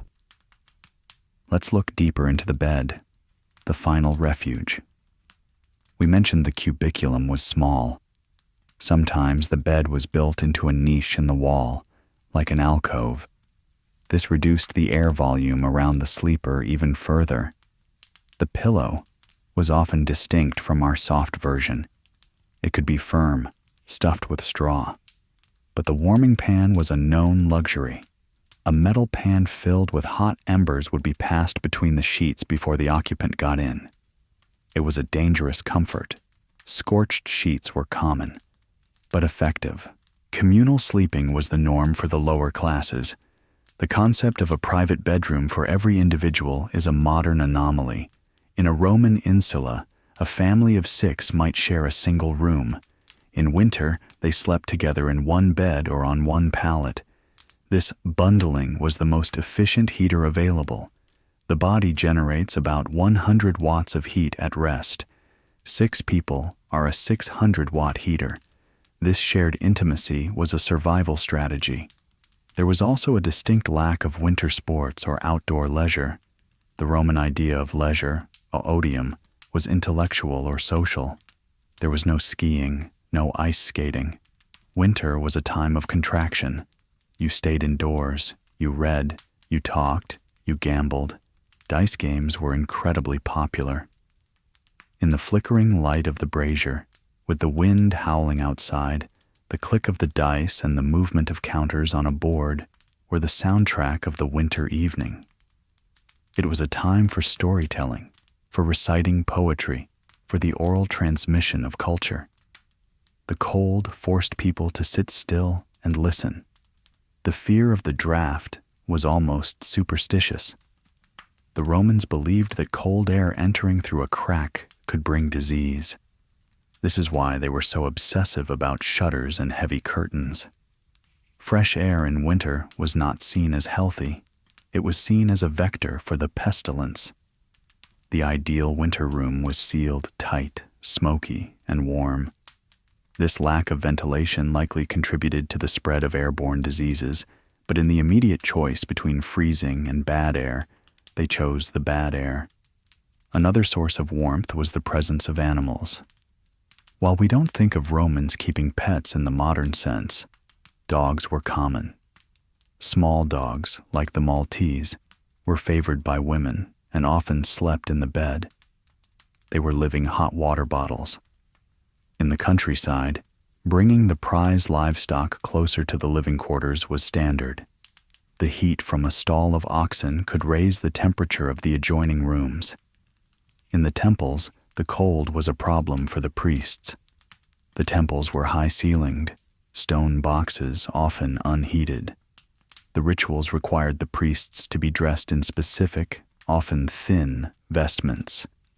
To conduct a sacrifice in January, standing on the cold stone steps of the Temple of Jupiter, was a physical ordeal.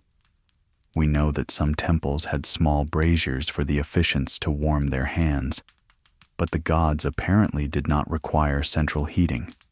The flame on the altar was for sacrifice, not for warmth. Finally, we must consider the clothing of the very elite in more detail. We mentioned the layers of wool, but there was also silk. Silk, imported from China via the Silk Road, was incredibly expensive. While it is light, silk is an excellent insulator. A wealthy Roman woman might wear a silk undergarment beneath her wool. It provided a layer of warmth without the bulk, but for the men, the heavy wool toga remained the burden of office. To wear the toga properly requires one arm to be wrapped and immobilized.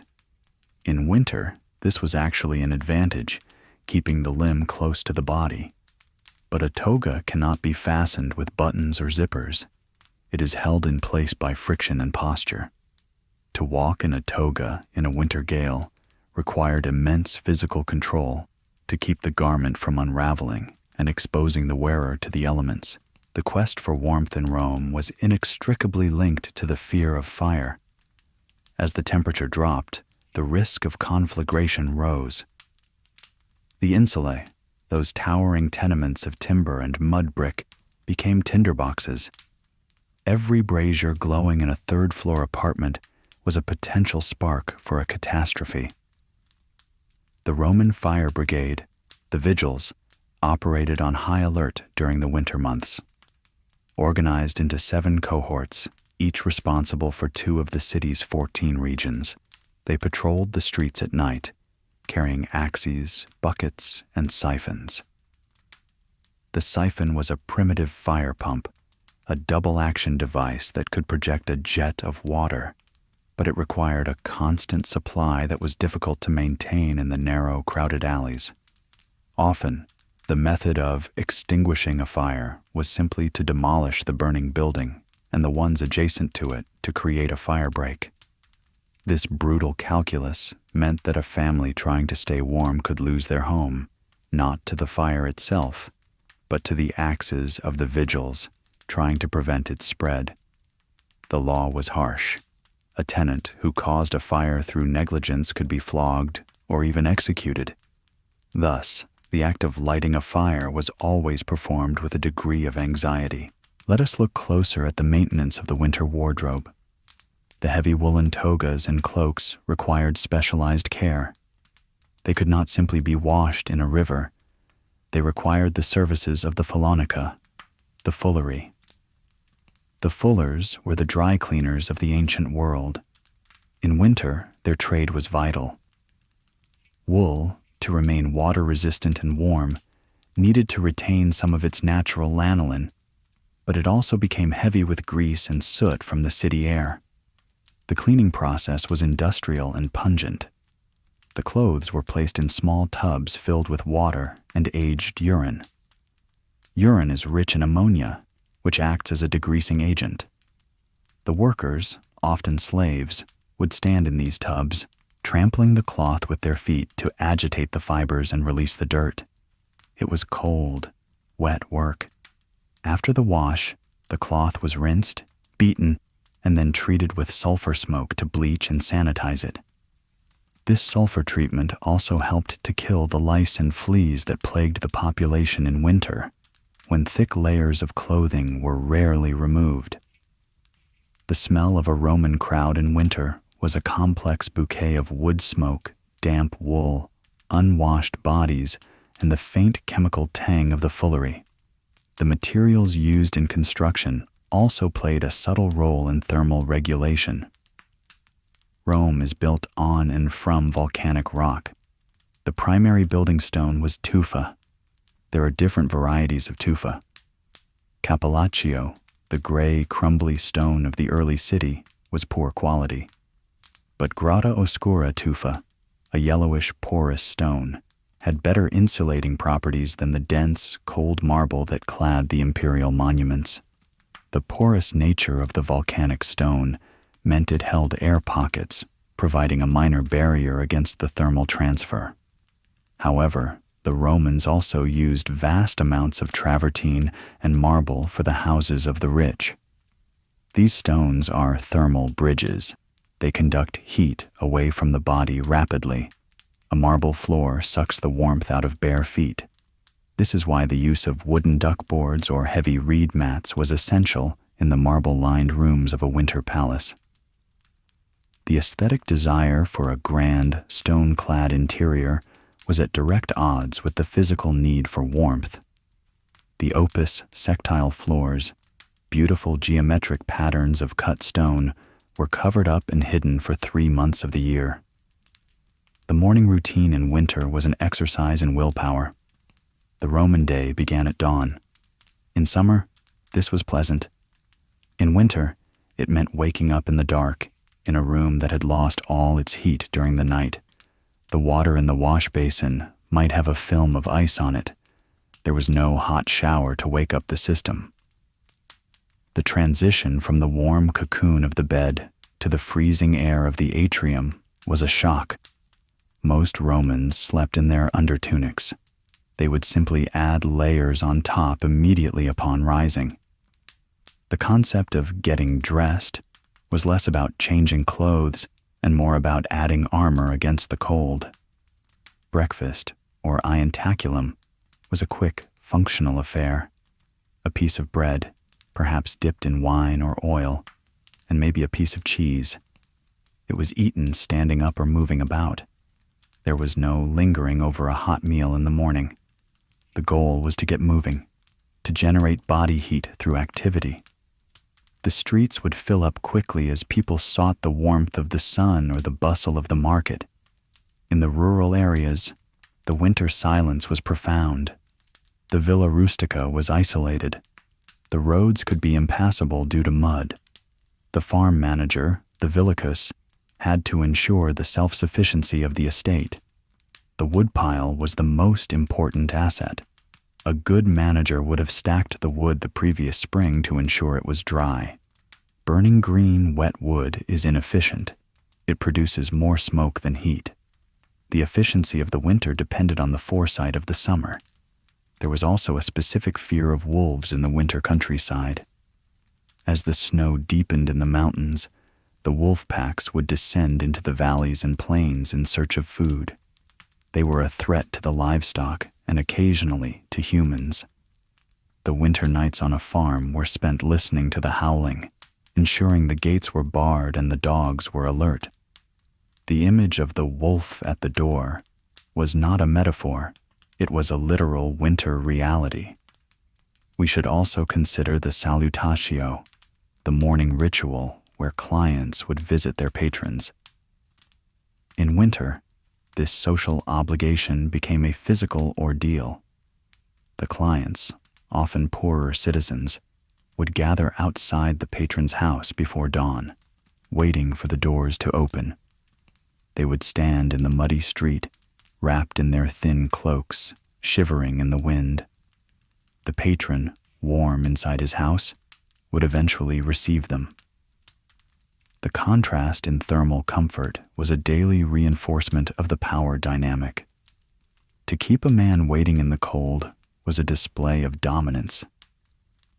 When the doors finally opened, the rush into the vestibule was driven as much by the desire for a favor. The ink used by scribes and bureaucrats also suffered in the cold.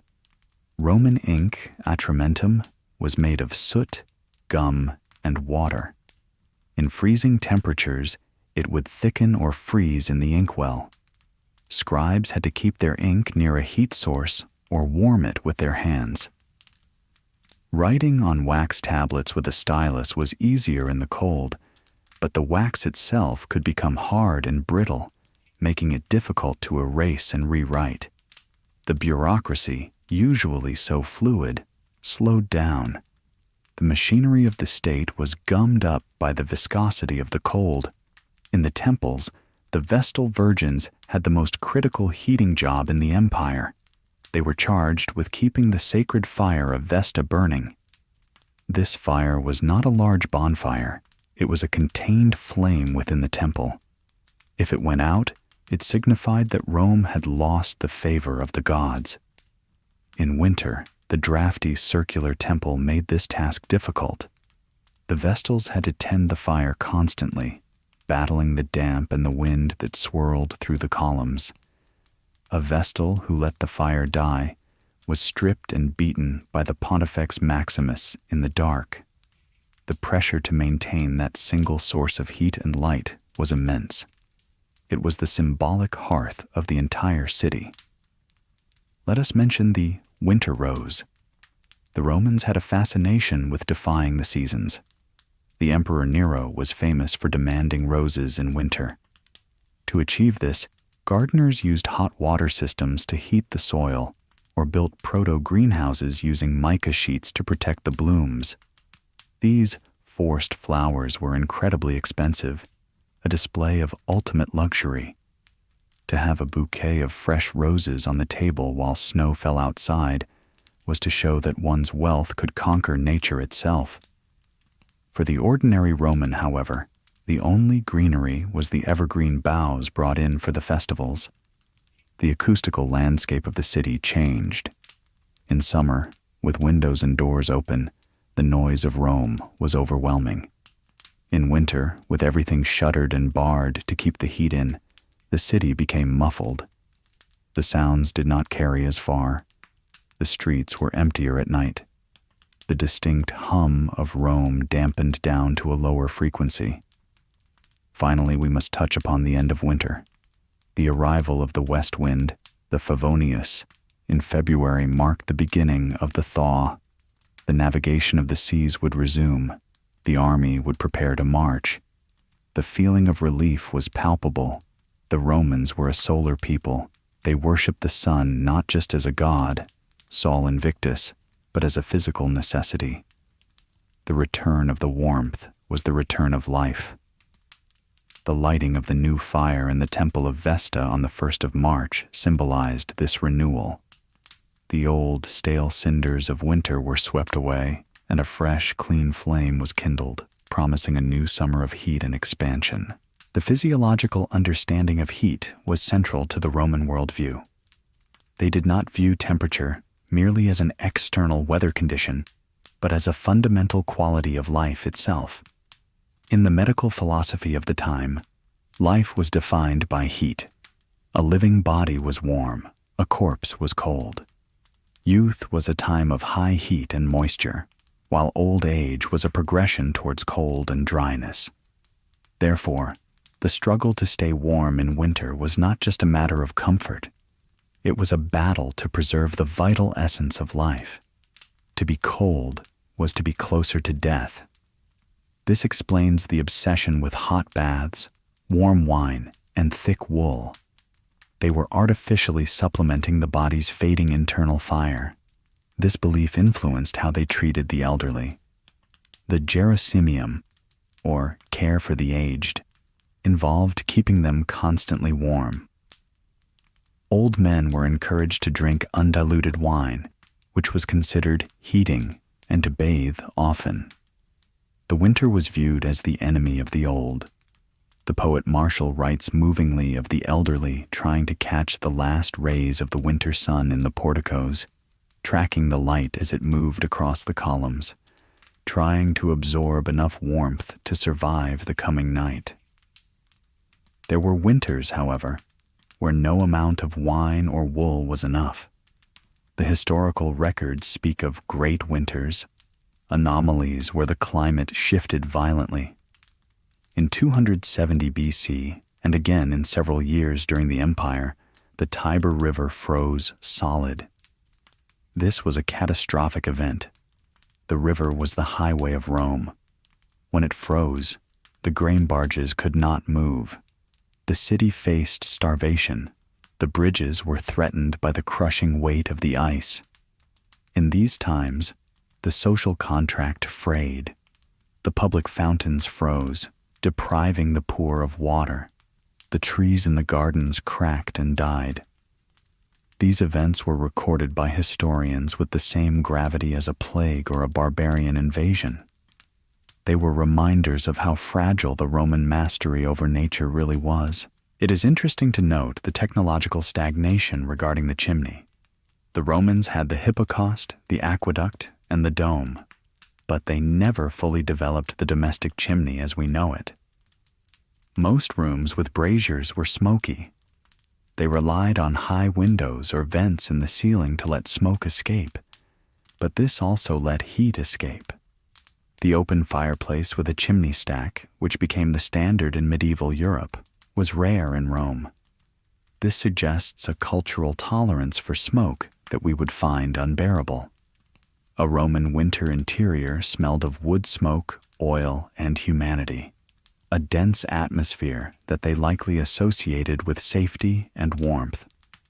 As the empire entered its final decline in the West, the infrastructure of warmth began to collapse. The hypocaust system was a victim of this fall. It was a complex machine that required three things: engineering knowledge to fix the specialized tiles and flues, a massive supply of fuel transported from far away, and a large, disciplined workforce of slaves to stoke the furnaces 24 hours a day. As the economy crumbled and the population shrank, these three pillars vanished.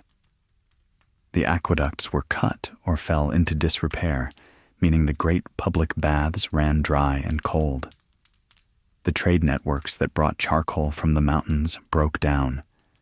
The knowledge of how to repair a blocked tubuli in a wall was lost. Slowly, the lights went out, and the fires died down. The people of the early Middle Ages, living in the ruins of Roman grandeur, looked at the cold bathhouses and the broken hypocausts as the work of giants. They returned to the open hearth, the central fire in the middle of the hall, with the smoke drifting up to the rafters. It was a step backward in thermal efficiency, but it was sustainable in a deindustrialized world. The specialized hidden heat of Rome was replaced by the visible communal fire of the medieval world. However, the legacy of Roman winter survival survived in the church. The vestments of the Catholic clergy are fossilized Roman winter clothing. The chasuble worn by the priest is the Roman pianula, the heavy travel cloak. The alb is the long tunic.